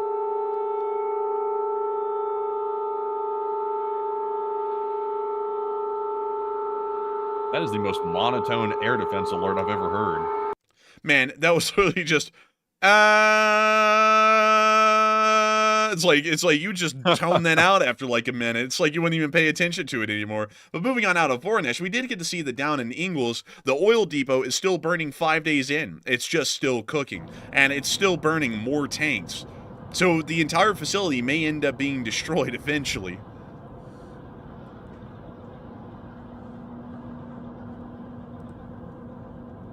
At least the Russians won't be cold this winter. At least they'll be nice and toasty. Nice and toasty, blood. And so with that, that's the end of the clip. But looks like Russia's still suffering. Russia suffers, and the Russians do weep. But moving on into the Kursk Oblast, we did get to see the Russians were able to blow up a Ukrainian air defense system right here. You see that right down there, y'all? Y'all see that little truck? That is a special, super secret Ukrainian surface-to-air radar system. It is the most high-tech, it's the most dangerous and destructive one ever seen, and the Russians blew it away. It must have been provided by those wicked imperialist Americans, but actually no, if you look at it a little bit closer, it's actually a North Korean surface-to-air radar and missile system. It's their version of the Tor. So the Russians actually just committed a pretty heinous incident of friendly fire today, and blew up one of the few North Korean air defense systems that were available in the Kursk Oblast. Great. I think it's wonderful, really. I can't even find anything to complain about with this one. It's like, what's the complaint? They're blowing up their own people. Look at that. Why is Russia using North Korea's stuff? Do they think it's better? Are they lacking equipment in this area, or why are they using it? Basically, they're lacking in 4K Ultra HD, and so they had to bring in the North Korean stuff because they had no. Rita Fuchs just threw in 800. We just hit $20,000. Oh my god! Oh my god! Slav Ukraine. Igor, bled. That is crazy. 20 grand raised on a single fundraiser. Holy moly! And I gotta give a massive shout out to Rita Fuchs, because she was the one who got us up here to this goal. We just did it. We had 20 grand. You know, I'm going to honor in an honorary way just raise the fundraiser goal up to $20,000, considering you hit that, because I feel like a lot of y'all would like to see that we got all the way up to 20 grand and past that. So let me put 20 grand as the goal right there. Continue, save. There we go. So now the goal was 20,000. And I see even 20,000 it was hit. I love to see it. That is so crazy. That is insane. We had a fundraising goal of $3,000 tonight. We've hit 20,000. Unbelievable. Absolutely crazy. And actually, funnily enough, North Korean casualties are expected to hit 20,000 as well, probably within the next week. But moving on out of that news of them conducting a major friendly fire incident today and then claiming that it was a super secret Western weapon, we also got to see that the Russians were using... Geez, my ears. We're using fiber optic drones against the Ukrainians today, and we can see this one here. You can also notice that the connection does not falter at all. This is like the most clear drone footage we've ever gotten, and that is the benefit of fiber optic systems like this. But we can see here that it pretty much missed. Like, I don't know if anyone noticed that, but it didn't hit the vehicle. Watch. That missed. Yeah, it did. It did not hit. It's look at the. I don't even know how they do it, man. It's like, oh, but yeah, look, the BMP is driving right towards us.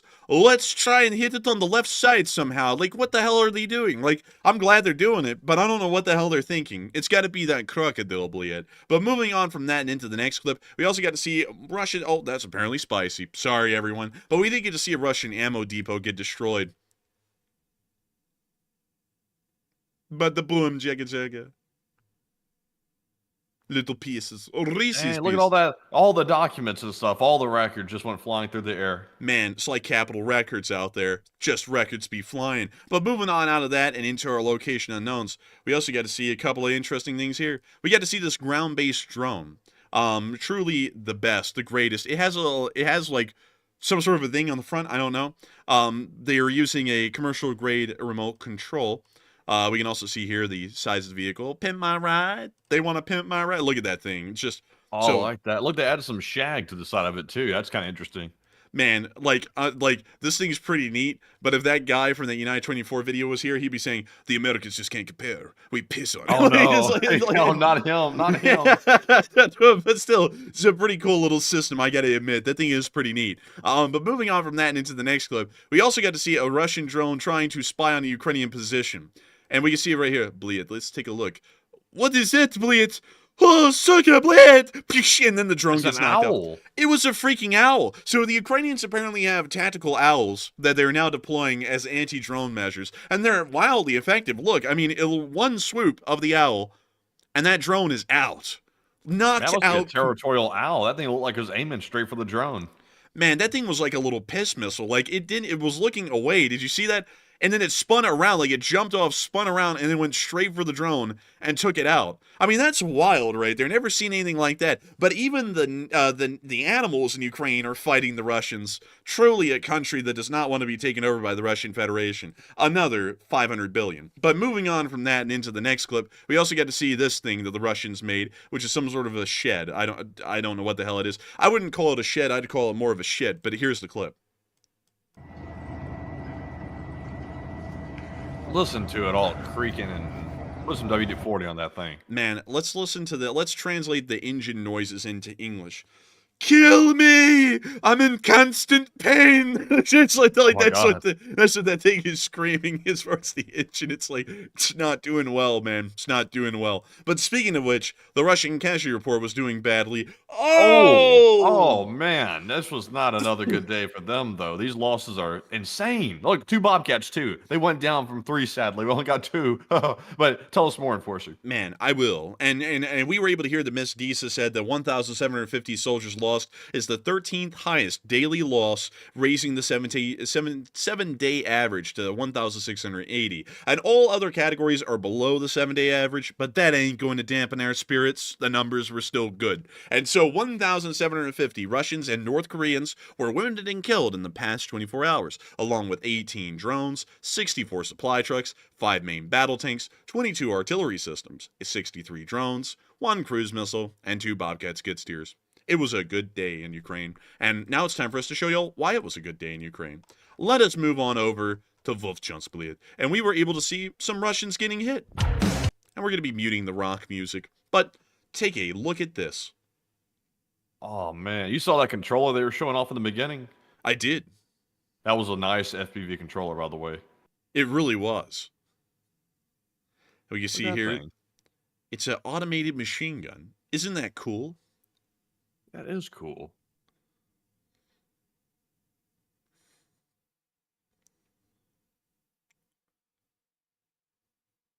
He actually is not very trusting of standing next to it, though. He's like, it could spin around by accident, Bliat. Yeah, he keeps on like eyeballing it a little bit. He's like, I don't trust it. But it is just a normal machine gun that's covered in a shroud. The shrouds make everything look ultra modern. But it's just a normal PKP underneath, I believe. Or an NSV. I can't really tell. But we can see that it's pinpoint accurate, of course. I thought I was going to attack that drone for a minute. I was about to say, is that thing that maneuverable? Man, I was thinking that too. I was like, dang. Like, that'd be cool. But they didn't. Like, so that was a bit of a letdown. Oh, you know, kind of sad. Oh, well. But we see the remote control. Look at that, man. It's just crazy. It's crazy, man.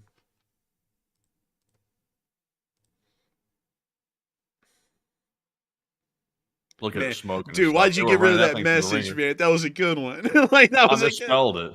Oh, misspelled, gets roasted for 500 years. But anyways, moving on from that and into our next clip out of that area, we were also able to see a tank of the 3rd Brigade in this area as well. Now, check this out. Look at that.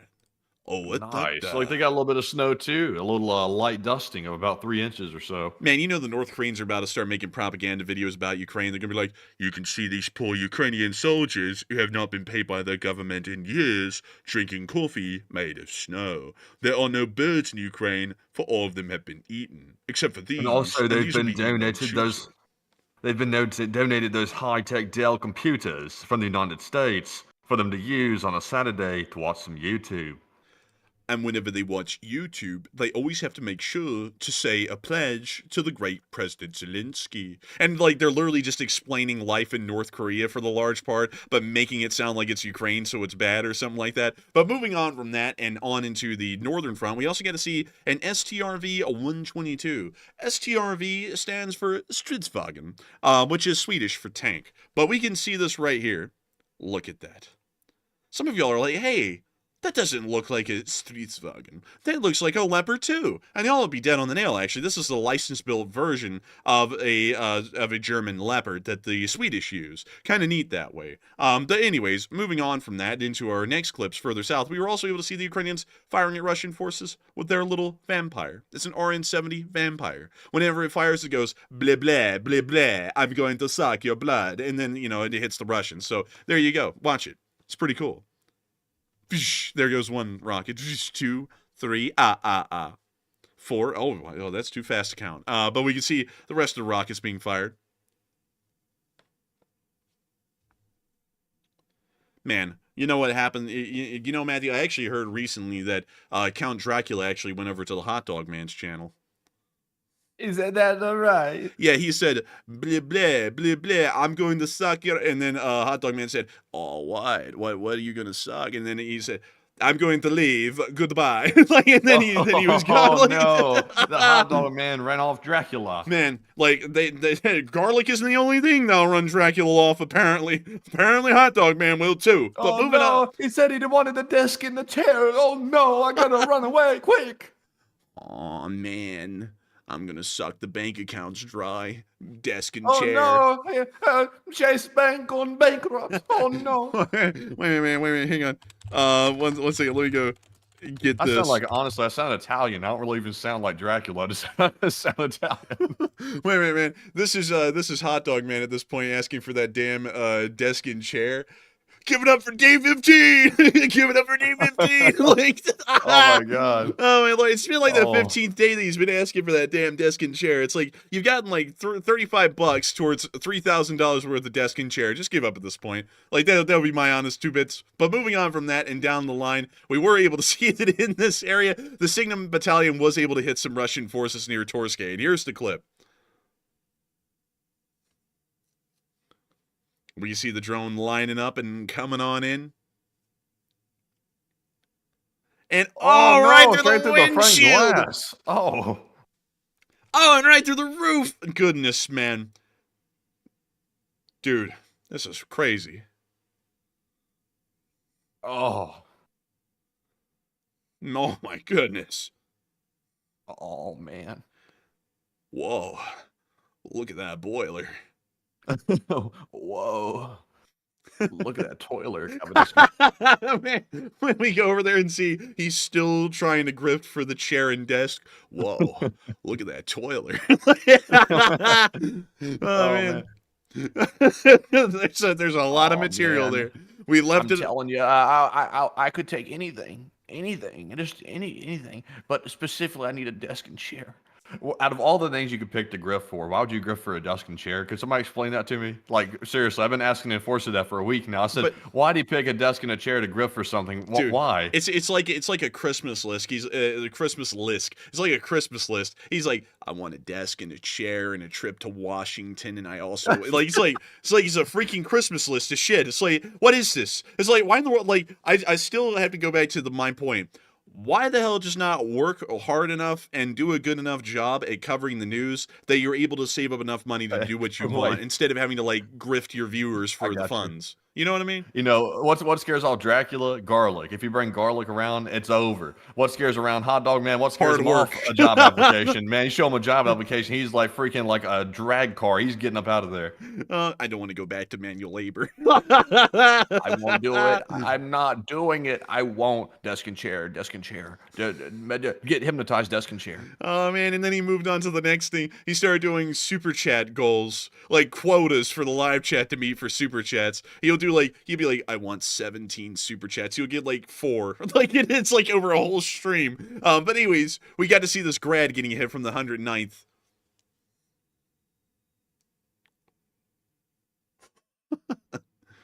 Oh, man.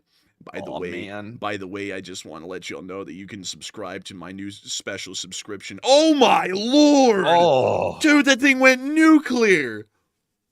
oh man, there went all my hopes and dreams just like that. By the way, I bet y'all have heard about OnlyFans. I'm going to be starting my new website called Only Desk. Man, takes pictures of his desk on the daily. $5 a month. And also, by the way, if Only Desk is too restrictive, I'm going to move over to Only Chair because they're a little bit more open about stuff. But anyways, moving on from that down towards Chasiv Yar, we also got, this is apparently too spicy, sorry. But we also get to see the down in Chasiv Yar, the 24th Mechanized Brigade was showing what the town is looking like these days.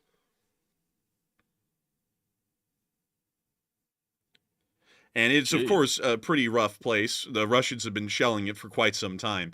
But there's always a bit of a silver lining to be had when we see levels of destruction like this. It's showing that the Ukrainians have been able to hold the area for so long, and the Russians have shelled it so much to try and make the Ukrainians relent and fall back, but the Ukrainians are still there, and the Russians haven't been able to take the town. So it's a bit of a double-edged sword in a way. Very sad to see the destruction, but it is still a bit of a positive thing because it does mean that the Ukrainians are holding this doggedly from the Russians.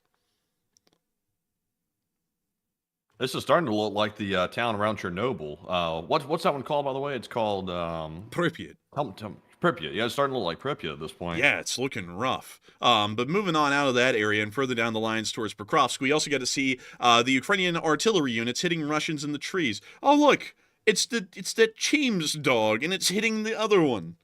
Oh, bonk. Bonk indeed. Oh, and there they go. Oh. Bliet, run, Bliet. They're getting out there fast today. Oh. Whoa. They got out faster. And we see it, bam, and they're about to blow it up. Bam! There they go. They hit it. Also, Defender Marshall said it looks like the Pacific Palisades. Honestly, Ukraine is looking better than the Pacific Palisades. I'm going to be totally honest. Like, at least they still have foundations. You know, it's really crazy, that fact. I mean, I would agree with that. It looks like that looks a little bit better than Palisades. Those fires were so hot and burning so viciously. I mean, it burned everything to the ground. I mean, there's not even foundations left. Also, what the hell was that? What was that? Wait a minute. I think I've seen this before, Matthew. It's going like, like if I unmute that, I think that's the sound that's going to play. Let me unmute it. It is. Oh, it is. I've seen that before. Brain rot. I don't know. I just remember seeing that somewhere. Like I think it was like 3 years ago once, and it was just that stupid. I remembered it, but it literally was going. And so it's like, there we go. That's what it sounds like. Anyways, moving on from that. How'd you know that brain rot? I don't know. I think that was just like absolute luck that I knew that. Like because I remember seeing it, but it was years ago. Like before I even made the channel, it was that long. I consistently know all the brain rot memes. Like you'll mention stuff I've never heard of in my life. You'll show it to me. I'll be like, "What the hell? Like where'd you even hear this from? I don't even know where you're getting this." Dude, if I went on that show. What's it called? It's like Who Wants to Be a Millionaire, where you have to like answer questions sequentially to get up to $1 million. That'd be like the last question, and they'd be like, "What noise does this meme make?" And they'd show it, and I go, "It makes that noise," and then I'd be right, and I win the million. It's like, dude, I can't believe it. That's Mr. Bones. I do know this one. I could make a joke right now, but I can't get political. What did he say? Chocolate. Like, oh Whoa. Oh no! Oh, No, I'm joking. I'm joking. Sort of. No, dude, better yet, let's make this non-political. Literally every candidate for US president in the past Yeah, there 8 you years. go. Yeah, There you go. that's like really what's going on. The Too top old. 1% own half of this country's wealth, been alive since the Great Depression. Like just that's like the typical candidate these days. They're like 80 or so. Not that there's nothing wrong with being 80, it's just that there's something wrong with being 80 running for the president, you know? Oh, But that's what that was. It was that thing off of SpongeBob, like the observer said, "You want some chocolate?" yeah, that's what I said. Chocolate. You know, something like that. I must Anyways. have missed. I was too caught up in my own joke. I missed what you said. Man, I literally went and did that. I was like, chocolate. And then you're like, oh, well, you know, like you were still like trying to not be political about it. And I was like, I think he missed it. But anyways, we also get to see the 15th taking out some drones. Look at this. I mean, this is like a little dogfight going on here. Oh, and they got him. Oh. Dang, they like sped to that thing. Hey, that one had something written on the wing. Really? Yeah, do you see that? Let's go back and look. I don't see anything written. Go forward to one What? tab. Wait, There I it see is. it now. Ballroom. Papa Hoppa. That's not what it says. it's the P's are R's in Cyrillic, and then the H I believe is an N. So this is like, I'm not gonna pronounce it. I'm not sure if it's a slur or not. Maybe they wrote a slur onto the wing, so I'm just gonna avoid reading it. Because it started to sound like something else in Russian that is a slur, and then I was like, you know what? I'm gonna just dodge that one. But we can see them still taking out more of them. Oh, they're not sure about this one.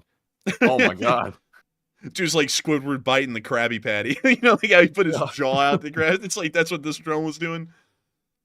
Oh! Oh. Dude, they hit some of these things like lightning bolts. Other times they're just like eking their way up to it. But still, impressive hits right there and great to see. But moving on from that, we also got to see some Mi-24s flying low over the roads behind Pokrovsk right here. Oh, look, and they're panning the camera. It's basically driving down the road. Man. It's like Truck Simulator.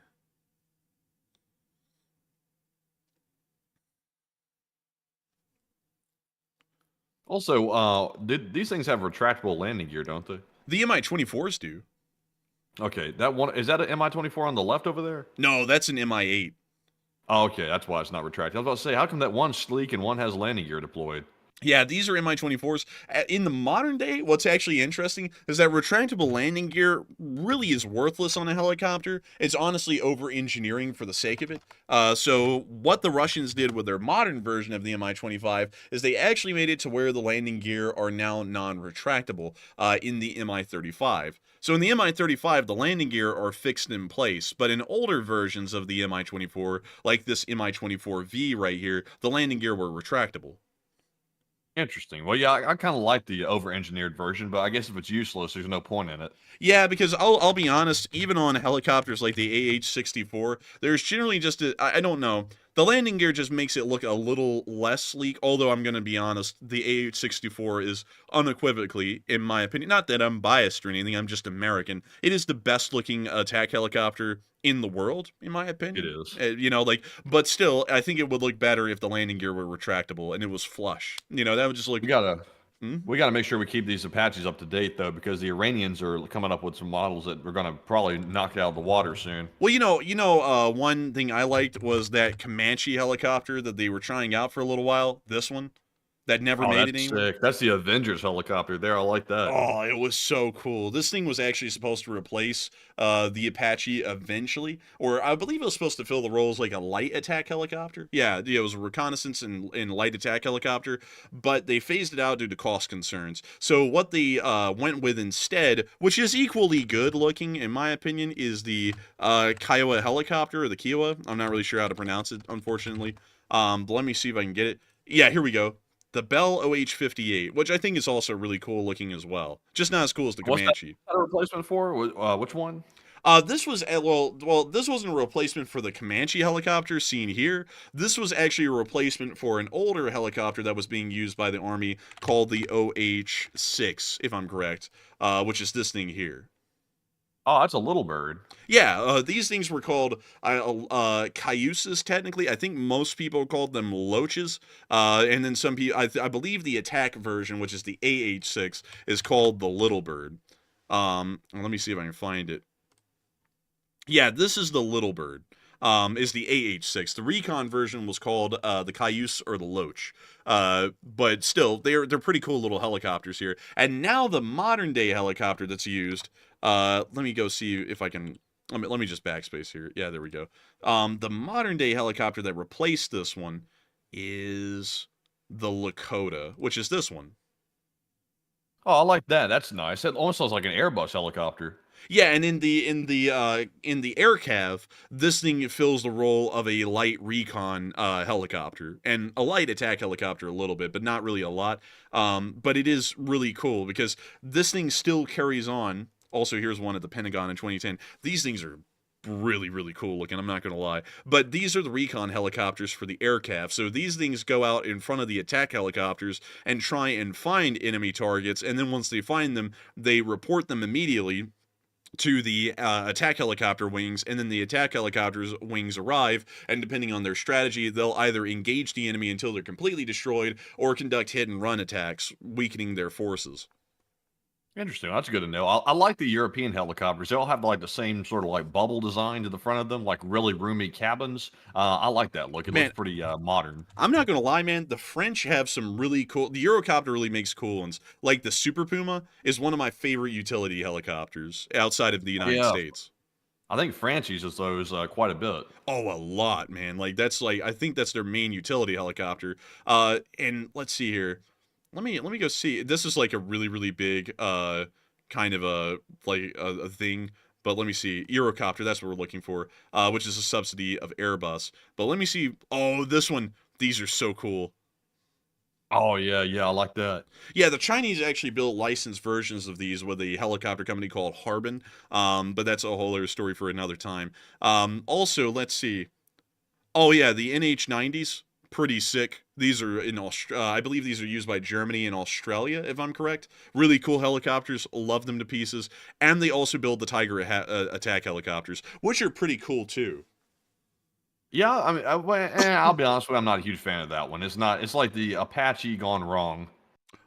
Let me think really quickly. I'm trying to think of a different attack helicopter design in the Western world that would be cool. Because it really is just the Tiger or the Apache, and everyone really uses like a variant of the Apache these days. Like the British have the AHS, which is the attack helicopter system, which is just an Apache. The Germans use the Tiger. I used to think the Black Hawk was a pretty cool looking helicopter, but over time I've kind of like I've really gotten over it over time. Really, the Black Hawk's kind of too simplistic compared to the other ones. Yeah, it's just standard at this point. It was really cool back in the day. It's just kind of getting to where it's standard. But I really do love the Sikorsky helicopter that was made in an attempt to replace it that the Army did not go with. I forgot the name of it. But it was so cool looking. And then they went with the Belle Valor, I believe. Let me go see the Belle Valor. Am I stupid or something? Am I not remembering these names? Oh, well, there it was. The V280 Valor. This is what they're going to be replacing the Black Hawk with. Really, really cool little vehicle here. I think they're neat. But there was a competitor. Yeah, well, not that one. No. Where in the world is the competitor? Because this was a part of a bid, and multiple companies made multiple different versions of the helicopter. Sikorsky made one. Was the X-Rotor one of them, I think? Let's see. Dang, I don't know. Where in the world? Let me go pull it up. The Sikorsky helicopter. Let's see here. They gotta have it. It was a very recent one that they made. Oh, wait a minute, here it is. Yeah. Oh, I found it. The Sikorsky X2. No, that wasn't it. Nope. It was bigger than this. Wait a minute, it was Boeing that made this? The Boeing SP1. Let me go look at that, because that was apparently the one. Raggy, Boeing's making a helicopter. The Boeing SB1. They're calling it. Let me just go to the Wikipedia page on this thing. That'll be easier. Here we go. Also, by the way, Caviar said, "Is that the Osprey?" No, that was like an upgraded version of the Osprey we're just looking at right there, but sort of like the same principle. It's that VTOL tech. This is the thing, by the way, that I was talking about that I think is really, really cool looking. Like, the Bell V280 Valor is pretty neat, but I just think that the SB1 Defiant looked a lot cooler. No, I didn't like this one. Something Really? about it was off. Yeah, I don't like the propeller on the back. Dude, I thought this thing was cool as hell. And also, that back propeller is probably going to be helping you get some... Well, then again, this thing is tilt rotor, so it'd be pretty fast as well. But that would be helping this thing to get a little bit of extra speed. Yeah, I don't like this. I'd rather have the Osprey. I'm not even a huge fan of the Osprey design, really, but I'd rather have it over the one you showed. So really quickly, considering that someone did ask the question about is this a replacement for the Osprey, technically it is not, I believe, a replacement of the Osprey. It's something entirely separate that is meant to replace the Black Hawk for the U.S. Army. So the U.S. Army was conducting trials and testing and evaluation of new prototypes presented by some of the major aviation companies in the country to replace the Black Hawk, because the Black Hawk's getting really old and it's reaching the end of its service life, so they need a replacement. So Boeing created the Defiant, seen here. Bell created the Valor. There was also a third competitor, but they got knocked out really early on. I don't even think they made it to the prototyping phase. But these were the two that made it to the prototyping phase at the end and actually went to the Army trials.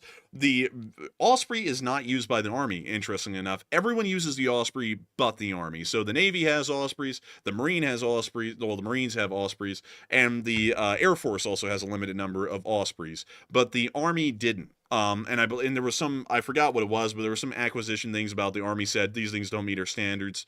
We have different standards for our airlift capabilities. That just isn't good enough for us. And so they didn't get it. But now they're finally getting their own tilt rotor in the form of the Bell V280 Valor. And that probably is a lot better for them because the V22 Osprey actually had a very questionable entrance into service because the technology was unrefined at the time and they were still trying to iron out the kinks. So a decent amount of people died in crashes with these things because technologically it was relatively new, and usually that creates a decent amount of fatal incidents with really any kind of technological innovation. So now the Army's coming in after the Marines, for the large part, ended up getting killed in multiple crashes with the Osprey, and the technology is now proven, and now Bell is making their own version. I believe this is a Bell Osprey. Yeah, so Bell has pretty much ironed out the kinks in the Osprey, and now they're creating the Bell V280 Valor, which probably off the bat will be a pretty tried and true kind of a technology and a transportation platform. So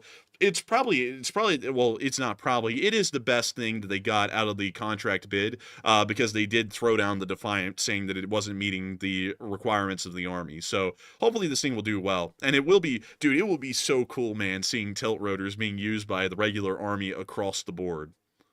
Yeah, I think it'll be pretty neat. I'll be honest with you. I don't mean to be a damper, but I'm not a huge fan of the tilt rotor technology, really. I think I may be tainted because of the Osprey issues that I recall. Because, like you said, the Osprey had some significant issues at some points, and it's just because of that. Really, I'm really not too wild about it. What do you mean? It can reach a cruising speed of 320 miles an hour like a freaking plane. I say just use a normal helicopter. But a normal helicopter can't get up to speeds like that. I don't even think the Osprey can get up to speeds like this. Let me go check. Because 320 miles an hour is pretty freaking fast for anything that's close to being a helicopter. So, let's see here. Yeah, this thing's slower. The Osprey is slower, and the Black Hawk is very much slower. I think the Black Hawk can only get up to 150. So let me go pull up the UH-60. There we go. And let's see the numbers. Maximum speed 183 miles an hour. So this is a major speed increase, which means the deployment speeds are greatly decreased, from 15 minutes to say 7, because you're almost cutting the time in half with the raw speed this thing gets alone. I mean, this thing is a massive step up as far as the abilities to carry a specific load and also at a specific speed over a specific range. So this is greatly helping out the Army air assault units in being faster, more effective, and being able to carry more equipment, meaning that you might be able to beef up the Army's air assault infantry a little bit extra because they'll be able to carry additional weaponry onto the field. So, I mean, these things are pretty neat. I mean, it's really helping out the Army air assault a great deal. I hope they're safe this time. I hope it's actually good to go because, this is only the second generation of the Osprey tilt rotor technology, isn't it? But second generations are usually tried and proven by that point. Yeah, I hope so for everybody's sake. But man, I don't even think this thing's had any crashes in testing and development. Let's see if they say anything about it. Looks like they only have one prototype right now, and it hasn't crashed yet. Wait, hang on. Let's see. Yeah, it has not crashed. This thing has been in testing since 2017. That was its first flight. So it's been testing for about 8 years now, and it has not crashed yet. That's a pretty good safety record, especially for a prototype. I believe the Osprey prototypes, I think they went through like 3 of them that crashed before they went into service or really mass production. Interesting. Yeah, so hopefully this thing is tried and true. I think it really is, and I think it'll be a very good addition to the Army. But anyways, moving on from that whole giant talk about helicopters that we started right there, it is time for us to move on into our next piece of news, where we got to see a Caesar SPG firing on the front, provided by the French. We love the French. Great people. Look at them. They're getting to work on that French SPG. Wonderful to see. And moving on down towards Velika Novosylka, we also got to see a British AS-90 in service. Don't we love the British? Great people, amazing country, doing their job out there on the front lines, helping out the Ukrainians with their tech. Meanwhile, we also get to see some drone operators at work, but that was a little too spicy, so we won't be showing that one.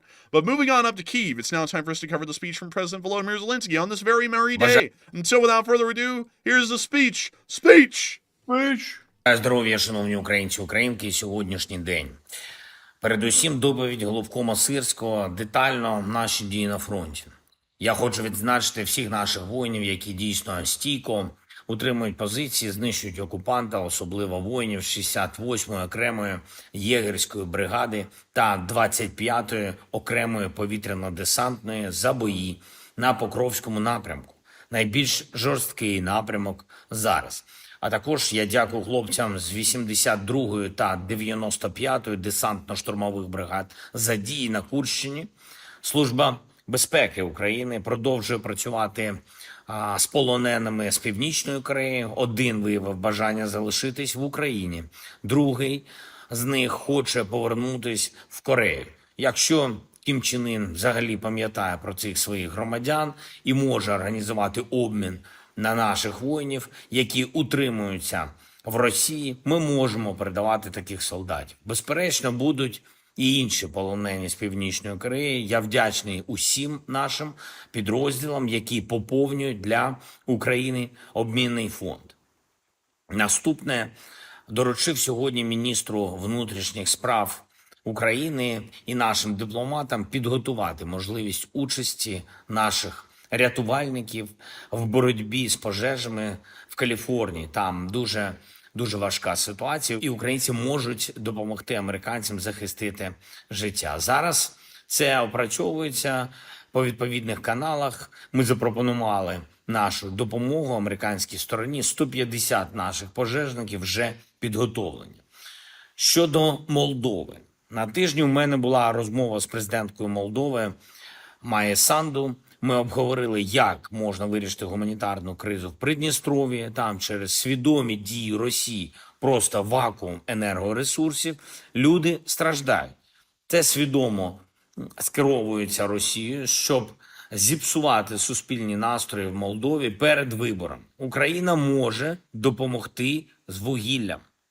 Проте, поки ми не бачимо відповідної реакції від них, хто фактично контролює ситуацію на лівому березі Дністра.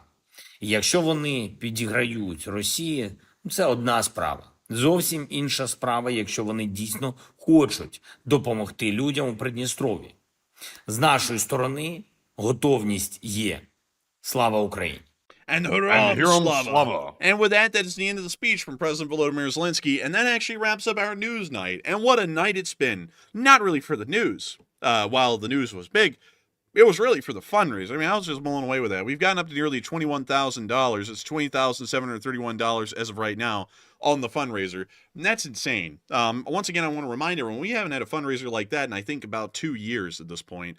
They've all been less than, well, around $10,000 or less than that. So it is wild to see that a fundraiser reached $21,000 nearly in a single stream. And I got to give a massive shout out and massive thanks and appreciation to everyone who supported this fundraiser tonight, because it's just unbelievable. I know I've said enough already about it, so I won't give you all another giant long speech about how amazing that is. You all already know. But Matthew, tell us, who are some of the top donors in between the last segment and this one?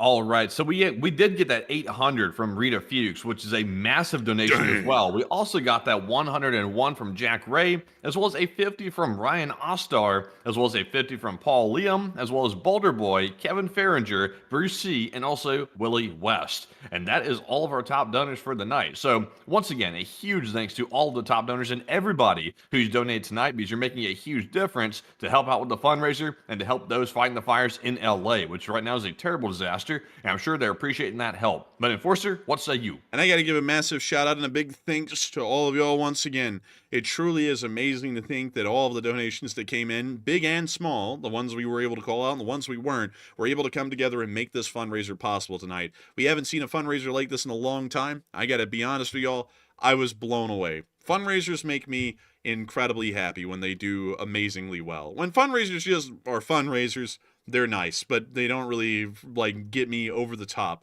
But today's fundraiser was one that just blew me away. I was excited the entire stream. I love doing this tonight. It really is what this channel kind of lives for, to be entirely honest with y'all. And so I got to give you all a huge shout out once again. And I got to say that it's just an amazing thing, truly incredible. And so with that, it's time for us to move on into the question segment, where we will get to talk. Joseph M. Sika just threw in a 500. Oh my goodness.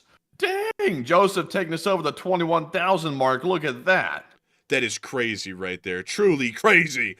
Oh my lord. And we just hit 21,000. Oh, we got 269 from nice. LSA Rocks. Look nice. at that. 21,500. We just hit $21,500. Good lord, that's crazy right there. Truly crazy. I've never seen anything like it. And I gotta say, once again, a massive thanks to everyone once again. We hit $21.5 thousand. Massive shout out to LSA Rocks, who threw in a 269. Nice. And nice, Joseph M. Sika, who threw in a 500. Also, very nice, but for different reasons. But beyond that, I get to thank both of y'all, because that's absolutely incredible. And I cannot say it enough, the fundraiser has been insane tonight, and we are entirely honored to have been a part of that. And so a big thanks to all of y'all once again. And we are going to be moving on into answering questions from all of y'all in the remainder of the stream. The stream also, by the way, will probably be going on for the next 15 to 30 minutes, but it will not be that much longer. So if you do want to support the fundraiser, do not worry. Once the stream ends, the fundraiser will still be alive until midnight our time. So that's 45 minutes from now. Oh my As Barry Woodward throws in a 500. Barry Woodward, look at that. We're up to 22,000 even now. Look at that. Nice even number. 22,000. That is crazy. 22,000. Good lord. Oh my God, getting choked up about it. But beyond that, that's crazy. I gotta say, absolutely insane. Big shout out to everyone. Big shout out to Barry Woodward for throwing in a 500. Absolutely lunatic. $22,000. I could never even imagine that. Like, I thought that a fundraiser would never get to that point again. I must be dreaming. Matthew, pinch me. Ow! Like, I'm just kidding. Man. But still, with that, crazy. I gotta say, absolutely crazy. So, Matthew, take us on into these questions here so that way we can make sure to talk to all the amazing folks who made this possible tonight. So, what do we got? All right, so let's jump into our last poll of the night. And the poll says, Ukraine says that they will return North Korean soldiers to Kim Jong-un if Putin releases some Ukrainian POWs. And what are your thoughts? 71% said North Korea does not want them back, while 16% said Putin would never agree to that, and 6% said North Korea can't convince Putin. And on this one, I would have to say, I don't think Kim wants these guys back because they've seen too much. And I'm not saying that as a joke. They've literally seen too much. If they come back to North Korea right now, they're going to basically contaminate everybody in the Hermit Kingdom and let them know that there is a life outside of their little bubble and that might mess things up for Kim's regime, which relies on making sure that people are completely isolated. So Kim is not going to take those back, and also Putin is not going to release Ukrainian POWs in exchange for the North Korean soldiers because Putin views them as worthless. But, Enforcer, what say you? I would have to say they're going straight to the Pyeongsan uranium plant if they're coming back, or they are going straight... Excuse me, 1 second. I gotta go find it. Let's see. Where in the world is it? It's all the way up here? No way. Yeah, here it is.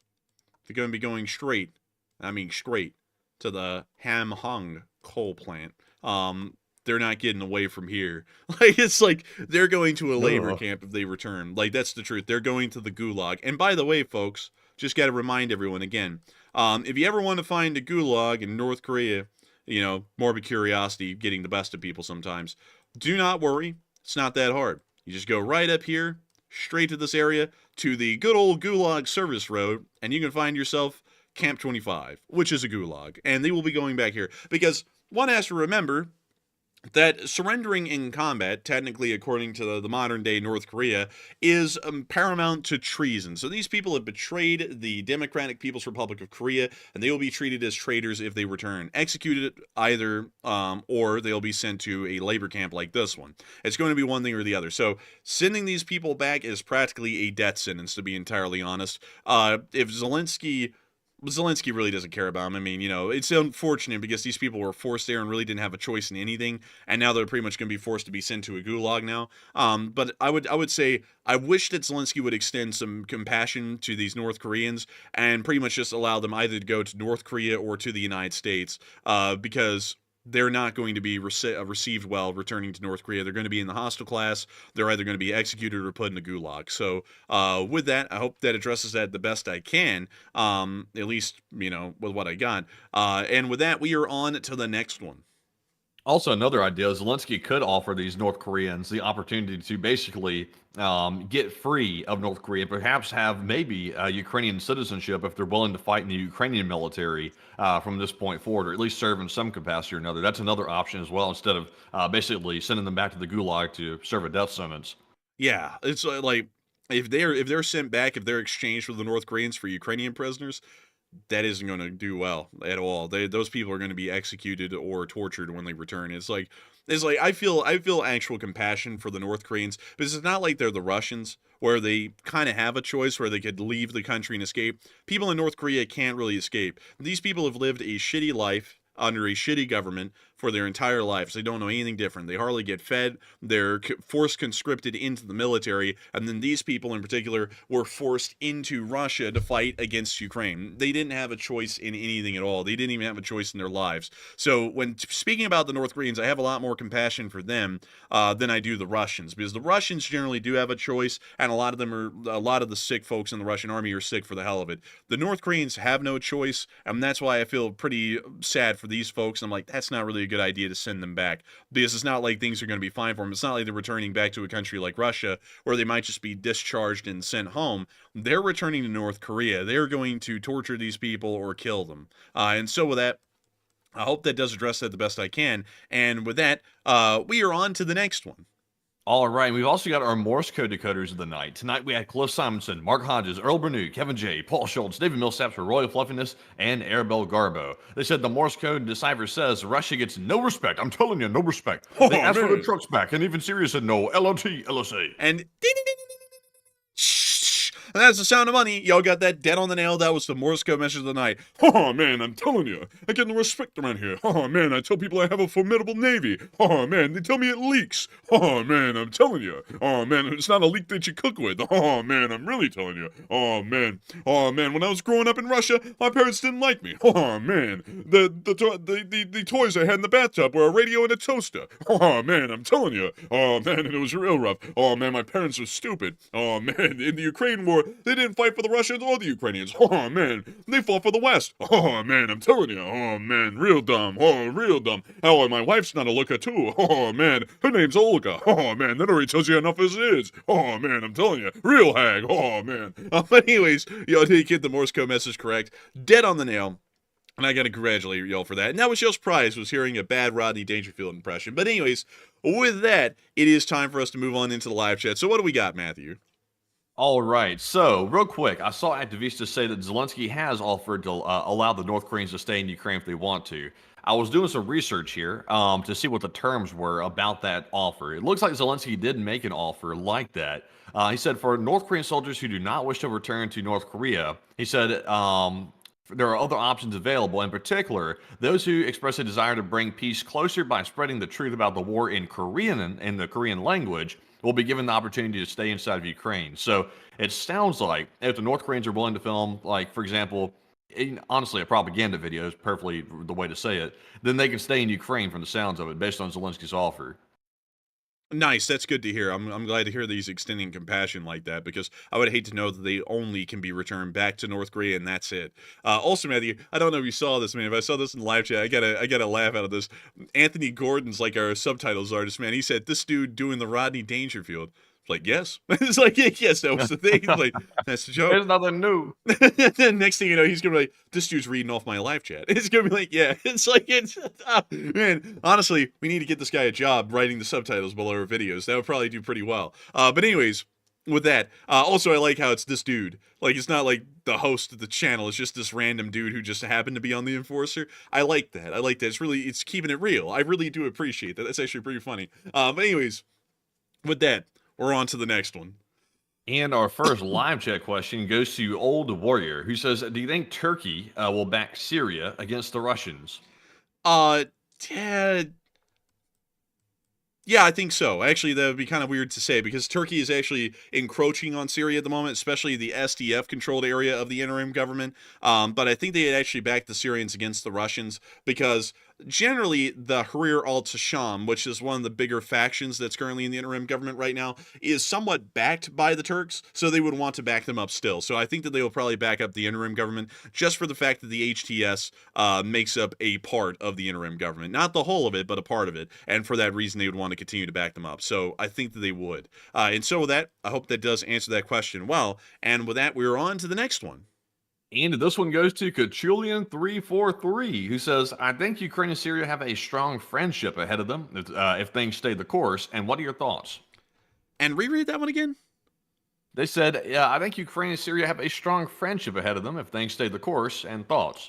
I think maybe so. I don't really think it'll be like a really, really, really strong friendship, because economically, I think that they're almost completely separate from each other, rather than maybe food shipments, which would make the Syrians somewhat friendly to Ukraine. But it's not going to be like an extreme economic tie like South Korea has to the United States that makes them diehard friends. But I do think they will have a long-lasting friendship amongst the two, and I certainly think that Syria actually will have a long-lasting friendship with many a Western country, because they're moving into the Western sphere slowly yet surely right now. And so with that, I hope that does address that the best I can. And with that, we are on to the next one. And this one goes to David Tablet. He has a question about the California fires. He said, if Iran was definitely connected to the fires and it's proven, would that not trigger Article 5 as 9/11 did? And honestly, David, on that one, I would personally say I think it would. I would say an 80% likelihood that it actually would, especially with the very strong stance, the anti-Iranian stance that the incoming administration has. I would say that is very strongly a possibility if there is a proven Iranian connection with the starting of the fires in Los Angeles. But that's my opinion. But Enforcer, what say you? I'd agree with that 100%. As a matter of fact, it wouldn't really matter to me if we even invoked Article 5, because maybe other European countries would like to still focus a lot of their efforts on Ukraine. They could just be in between America and Iran. And I assure you that that would be a one-sided fight on its own. But if we wanted to call up Article 5 just to get everyone in on it, so that way it was we all beat Iran's ass together as friends kind of a deal, which would be nice. We could do that. But if that is the case, that Iran is behind the Los Angeles fires, which it sounds as though it's almost without a doubt at this point that all of the fires were started through arson. It sounds like it's moving in that direction at this point. And if that is the case, then we need to find out who were the people behind the arsons. And if the people behind the arsons were affiliated with Iran in any way, shape, or form, that is, to me, a declaration of war by the Islamic Republic of Iran for the amount of people that they killed and the amount of damage that they caused. So for that reason, I would say that if I was the president of the United States, we would immediately carve up a plan to pretty much wipe out anyone in Iran that had any significance. So we would go after every single nuclear scientist, and we would make sure to wipe them out. We would go after everyone in the Iranian government, and we would make sure to wipe them out. It doesn't even matter if they were in Iran, we would get them wherever they are. We would make sure to wipe out every deputy minister in the Iranian government. We would make sure to wipe out every single military official. We would bomb every single military base in Iran, naval port, airport, airfield. We would completely obliterate anything and everything that would be of any governmental or military value, or economic value for that matter, in Iran. Not a single U.S. foot would have to step onto the Iranian soil for us to completely wipe them out for the large part. But that's what I would say should be done. Then if we wanted Also, to go ahead. I was about to say also to answer a question I'm seeing in the live chat real quick. Many people are asking, did we actually invoke Article 5 after 9/11? And we did. That was the first and only time in NATO's history that Article 5 was actually invoked. And it was the day right after 9/11 took place. So yeah, the first and only time that was actually used. Yeah, it's a really interesting thing with that was the only time way late in NATO's history and really in modern history, but still. If that is what happens, that is what I would do as the president of the United States. There would be nothing that would compare. Operation Linebacker in Vietnam would look like small business compared to what we would be doing to the Islamic Republic of Iran if that is the case, if I was president. I would hope that the president that's coming in here soon has the same mindset about that, because an attack on I want to remind everyone, let's throw politics out of the window. There are two cities in the United States that are known around the world, no matter who you are, and that's New York City and Los Angeles. And they're not known for just no reason. They're the two biggest cities in the United States. Los Angeles is number 2, New York City is number 1. So an attack on one of those cities is a major attack on not only the citizens of the United States, but the entire U.S. economy. New York and Los Angeles are also the biggest ports inside the United States to this day. So if you attack one of those cities, it's a major economic hit to the United States of America. It's directly attacking the people of the United States and the economy simultaneously. An attack like that cannot go unanswered, even if no lives are lost for economic interests alone. So we would have to respond harshly to Iran. I would say obliterate them for the large part, just to send a message, not just to them, but also to other countries around the world, that form of hybrid warfare is not going to be hybrid. We're just going to bomb the shit out of you, and that will be the end of the story. And, no words barred on that. That would be the truth. Another thing that I would say is that as far as I would go, I really wouldn't want to put American soldiers in Iran. Not really my cup of tea in that kind of a scenario. I think that there's so many people in Iran that are praying for the Islamic Republic's government to collapse every day that if we just blew away the government in front of their eyes, they would easily start to come in and restructure Iran into a democratic and largely Western-aligned government, giving time. And of course, the United States would be there to back them up and support them and give them any security that they need to be able to create a stable situation in Iran while that interim government was at work. But I really wouldn't want to, conduct a land invasion of Iran. I believe that we could easily decapitate them and pretty much render the Iranian government non-existent through the Air Force alone. But that's what I would do. But anyways, with that, I hope that does address that fairly well. And with that, we are on to the next one. All right, and also a big shout out to Nerdo for putting in a $100 donation to the fundraiser and bringing us up to $22,235 raised. And huge shout out to Nerdo for the generosity. Our next question here is going to go to, let's see here. This one will go to Trademere, who says, I heard that Iran built an underground missile city, and have you guys heard of it? And if so, what do you know? We did hear of it. We had the video on Twitter. It's just that we didn't put it on stream because we had a lot of other stuff to cover, or I think we weren't on air that day. It was one or the other. But it was interesting to see. It wasn't really that impressive. It was just an underground complex. There was a dime a dozen of those in Switzerland. So it wasn't really anything crazy to see. It's not like it's, something new. But beyond that, it is interesting to see that they keep on fleshing out more military abilities to support their current doctrine. Although, to be entirely honest, I think that doctrine's changing rapidly because of the Syrian government falling under Bashar al-Assad. So that's what I would generally think, but it's not going to be that big of a deal. We have plenty of munitions and ordnance that would be able to obliterate that thing, or at least close off the entrances by completely destroying the entrances to that facility. But with that, I hope that does address that the best I can, and I thank you once again for asking a really interesting question. And with that, we are on to the next one.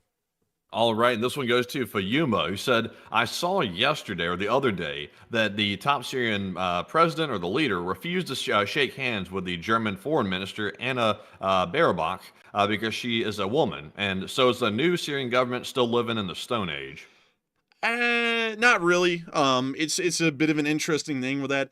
Generally, the Middle East is just kind of like that. It's not really Stone Age living, but it's kind of more not really traditional. It's more backwards thinking, because, not just the culture, really. Yeah, it's really just the culture. I mean, that's the best way to explain it. The Middle East is not really that friendly to women, in general, treating them as equals in society, which is an interesting thing because a lot of people think that the Western world was like that up until the early 1900s, and that simply wasn't the case.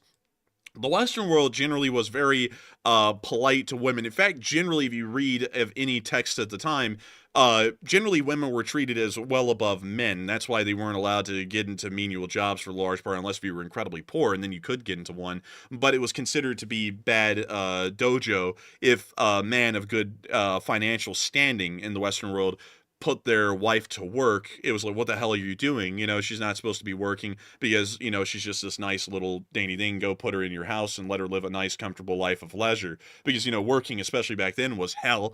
So it was like, why the hell would you do that to your wife? But in the Middle East, especially nowadays with the kind of cultural shift that happened in the 80s, it's really looked at differently. And it's generally looked at that women are just under men or they're less than men, and that's it. It's not really the kind of thing that happened in the Western world, and it's not really anything that happened in the Islamic world up until recently. This is really a construction of the recent cultural trends within the Islamic world, I guess you could call it, and that's why in places like the UAE, even, laws can generally be oppressive against women. It's a fairly interesting thing with that.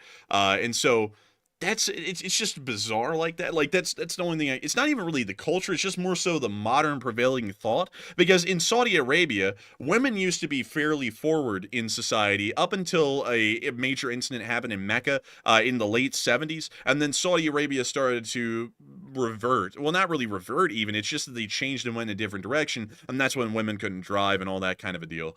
So it's really just a creation of modern thinking and modern times within the Islamic world. That's the best way I can put it.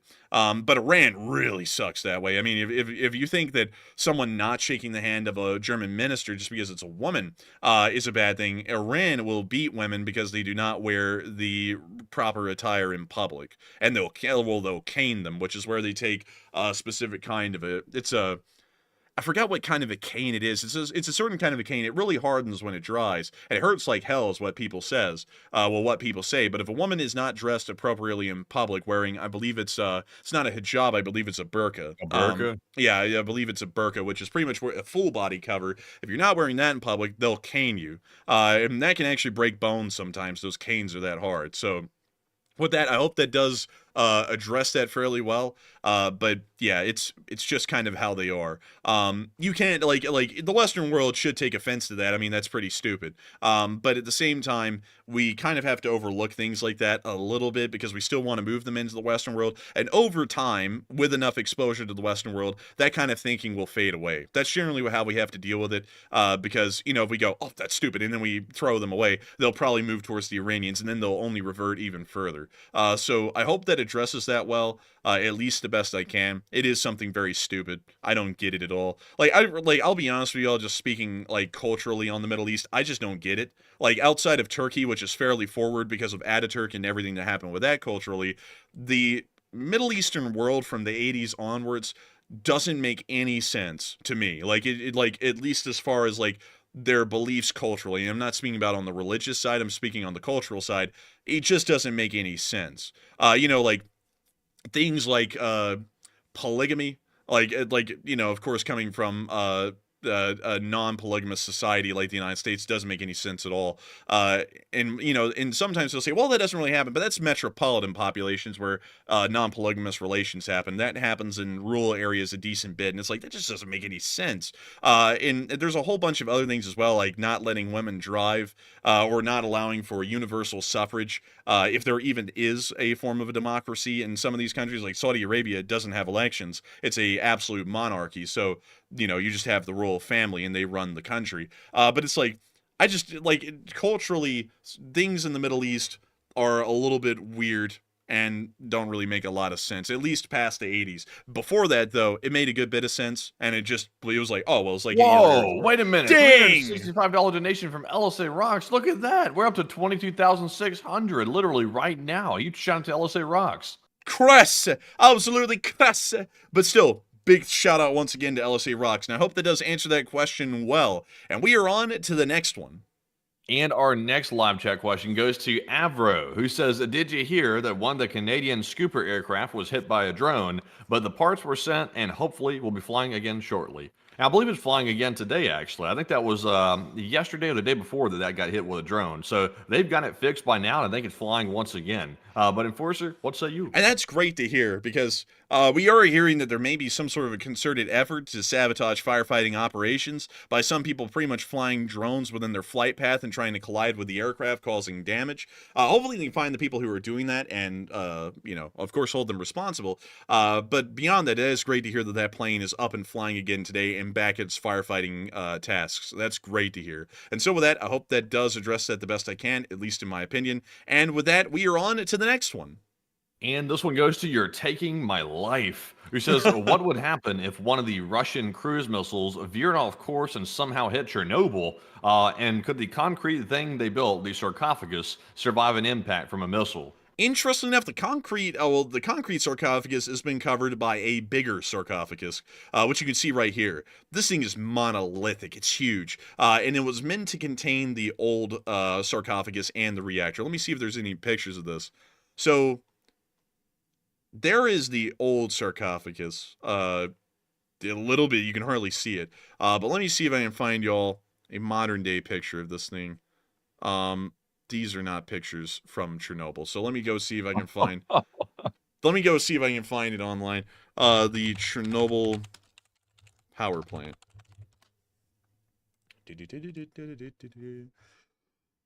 Here we go. So here's the old sarcophagus. You can see it right there. There was the new one being built, and then they just rolled it over the power plant and then sealed it back in. As far as it goes, the power plant has pretty much been completely deactivated at this point, so hitting the power plant wouldn't really cause that much damage. Hitting the containment structure over the reactor probably wouldn't do that much either, because I believe the radioactivity that's coming out of it at this point is fairly small, so they would probably just roll this thing back off. Well, actually, what would happen is if they hit this one, it still wouldn't largely breach the one under it, and while the one under it is leaking, the leaking wouldn't be that significant. They could probably effect repairs to this somewhat easily, and then put it right back on top, or really hole up the breach in this thing fairly easily. So I don't really think it would cause that much damage or that much concern. It would generally be fixed overall. So with that, I hope that doesn't. You know what's interesting though is that even with it emitting very little radiation, that's mainly due to the safe confinement they've put over it, and also the concrete sarcophagus as well. If both of those were breached, and let's say the missile was able to, put some of those particles into the air and actually, fling it out, basically, for a lack of better technical terms, I think it would still actually be quite severe, even though the radiation is low, because it's being contained really well. But inside, the radiation is still pretty decently high. I think that would be the case, but I think it would be pretty hard for a missile to get through both sarcophagus and then also fling up debris out of the reactor 4 unit. I think that'd be fairly tough. At least that's my understanding. They'd probably have to barrage it with hundreds of missiles to create a big enough hole to actually breach both structures like that. And even with that, you're not really sure if it would even get out at that point. Yeah, and then also to actually start depositing debris out of the area, because it's not like it's that's a whole thing for another time. We'll just skip that part. But still, with that, I hope that does address that fairly well. And with that, also, by the way, Chernobyl is not actually the town that's closest to it. I think Chernobyl is a good ways down here. Yeah, here's Chernobyl. The closest town to the Chernobyl power plant was actually the town of Pripyat, which is right up here. And you can see that's completely overgrown and abandoned at this point. But at the time, it was one of the more cutting-edge modern towns, because they wanted to make sure that the folks that were in this town were happy, because they were nuclear engineers and also supporting personnel for the power plant. It was a closed city, by the way, at the time, so you weren't just allowed to wander in and out whenever you wanted to. You had to have specific passports, papers, and permissions to even be within the area of this town. Much less living in it. But anyways, I hope that does address it the best I can. And with that, we are on to the third to last question of the night, as Eason throws in a 50. Hey! Wow! Big shout out. And also to Clan Gibo put in that €10. So big shout out to Eason and to Clan for that generosity. We also have another live chat question. This one goes to PWN, who said, if the Russians can't get their equipment out of Syria, will the Syrians get the equipment, or do you think the Israelis will bomb it? I think that the Syrian Interim government will try to inherit it, but knowing how the Israelis do it, they'll probably bomb it and then say, oh, we're trying to stop them from, getting weapons or something. And then, ISIS will grow in the area and there'll be absolute hell on earth and no one can contain them. And then the Israelis are going, look, it's their fault. And, it'll be something like that.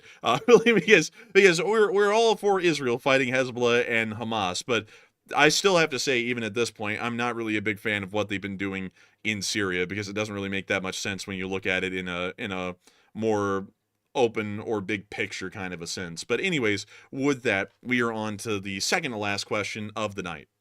And this one goes to Knox Date, who said, with China in a fast pace of them developing into a potential invasion of Taiwan, how close are we until that event happens a year from now or two? And that will say we the best in the building. And also, something I want to add before the enforcer addresses that question is that today the FBI came out and said that China is already pre-positioned to strike our critical infrastructure if something broke out with a war, let's say in Taiwan. They could actually disable our critical infrastructure while they're actually invading Taiwan, and it would inhibit our response to even help them if we wanted to. So that's quite disturbing to hear, and it sounds like they're in our systems. But enforcer, what say you? Oh, they always say that. They're always like, we're hacked, we're compromised. And it's like, why isn't anyone doing anything yet then? It's like, if the way people say it though, Matthew, like they're like, they could literally just shut down America with the flip of a switch. It's like, why wouldn't they just do that? It's like, if they have the ability to literally just shut down the whole country, they could just do that right now. Well, you can put, worms and code that lays dormant in, like, for example, control systems. That's what we did with Stuxnet in Iran. We actually laid code dormant inside of the Iranian, like, nuclear research systems, and we actually messed with their centrifuges, which messed up their enrichment process that they were doing inside their secret facility. And that was thanks to one line of code that was about, I think, like 300 kilobytes, a very small package. So China's probably done the same thing to us. And apparently we can't isolate or locate it. We know it's there, but we don't know exactly what spot in the system it's at and how many systems is actually infected. That could be the case. But anything important we have runs largely off of analog systems because we know that that's a risk. And so we like to run them off of older computer systems that couldn't be hacked or compromised that easily like that. That's what Iran did too. Iran had analog systems, but we were still able to infiltrate them anyway because we had physical infiltration going on. Well, no, they had digital systems because the Stuxnet got in through a fax machine that was then connected to the rest of their computer systems. And fax machines, I do not believe, connect to analog systems. But these facilities were completely isolated. Like, they had no outside internet connection at all, like inside of that facility whatsoever. Even though we have analog systems, pretty much every facility around the country has some sort of digital enhancement to it, and that is a gateway to let that type of virus into a system like that. I mean, possibly, but I generally would doubt that for the large part, because it's like if China could just easily knock out everything in the United States with a flip of a switch and pretty much leave us helpless, it's like they could have done that, back in 2019 when that trade war was going on, and then someone called China and said, "Oh, by the way, we're about to go to war with you all. Just wanted to give you all a heads up." They could have literally just flipped the switch then and then preemptively strike us, but they didn't, because I would assume that they probably don't have the ability to do that. Because back in World War II. The United States, some people in the United States said, "Oh my goodness, Adolf Hitler and his German goons have an ability to shut down American critical systems such as our power plants." And it never happened because they actually didn't have that ability. But we freaked out about it and we militarized the hell out of everything. I mean, there was like National Guard units around the Hoover Dam and everything else, and the Donner Pass even for no reason. And then they never did any of that because they didn't have that ability. It was just paranoia and fear, and people saying that led everyone to think, "Oh my goodness, the Germans could just screw us over," and then they couldn't because they didn't. I think China's proven, though, they do have the capability, because I think the little treasury hack the other day, and remember, those systems are very secure. They're encrypted, and we have the best security around those systems with our government networks like that. China sent us a message by doing that and getting literally all the files off the treasury network to, I think, send us a message and let us know that they have the ability to get into pretty much anything they want, because I think that was simply to send a message, because there was no real benefit to getting that info. I suppose, but I generally doubt most of those kinds of statements like that because, they're usually hype talk. Like, historically, they've always been incredibly hyped up. Like, maybe they can do a little bit, like a small amount, but it's not going to completely cripple the country and stop it dead in its tracks to where it's completely helpless. Like, that probably is not the case at all, I would assume. And anyway, Stuxnet started to spread, but it didn't, like, completely cripple or destroy Iran. You know, it was just, it really just affected that one enrichment facility and a couple of others, and then they, shut it down for the large part. Well, you know what's really bad about Stuxnet is it was supposed to be isolated to the Siemens systems, which controlled the centrifuges. And actually, Siemens manufactured what's called an industrial controller that actually operated the centrifuges inside the secret facility. But the catch is, though, somehow Stuxnet was able to either manipulate itself or modify itself, and then it jumped to every system around the world when it wasn't supposed to, at least allegedly. And it infected a ton of systems that it wasn't supposed to get into. Even our allies got infected with it as well. So it spread and it wasn't supposed to. So it actually got everywhere. I would say so. But with that, believe it or not, Matthew, we are actually on to the final question of the night. And so, who is the lucky last person who threw in the lucky last question of the night? All right, and this one goes to Boss, who says, it seems to me that if fuel is leaking out of their ships, then salt water is leaking into the fuel tanks. And how long will those engines run with saltwater fuel? And what do you think? That's a great question. I don't know how long. That's a question for Walter A. Lakota, but I'd assume it'd probably be less than a day because that kind of a poor mixture probably wouldn't combust well or at all, and that would start to clog up the engines pretty quickly or completely stop them dead, like even if there's just a small amount of contamination. But considering that oil of any kind is usually less dense than water, and considering that the siphon, I don't know where the siphon in that fuel tank would be. I'm assuming at the top because you're not going to be putting it at the bottom of the double hole where the fuel, the fuel pipe is largely exposed to the open ocean. So I'm assuming it's from the top. So generally it would affect it probably when it gets lower to the bottom of the tank because the water is probably settling to the bottom very slowly as it's entering the tank. So the fuel's still at the top. That's what I generally would think right now. I think it would not really pose that much of an issue in the short term, but in the long term, if they started to run lower on fuel, it probably will start to affect them greatly. Or if they sit around for a really, really long time outside of Syria, then it will affect them considerably.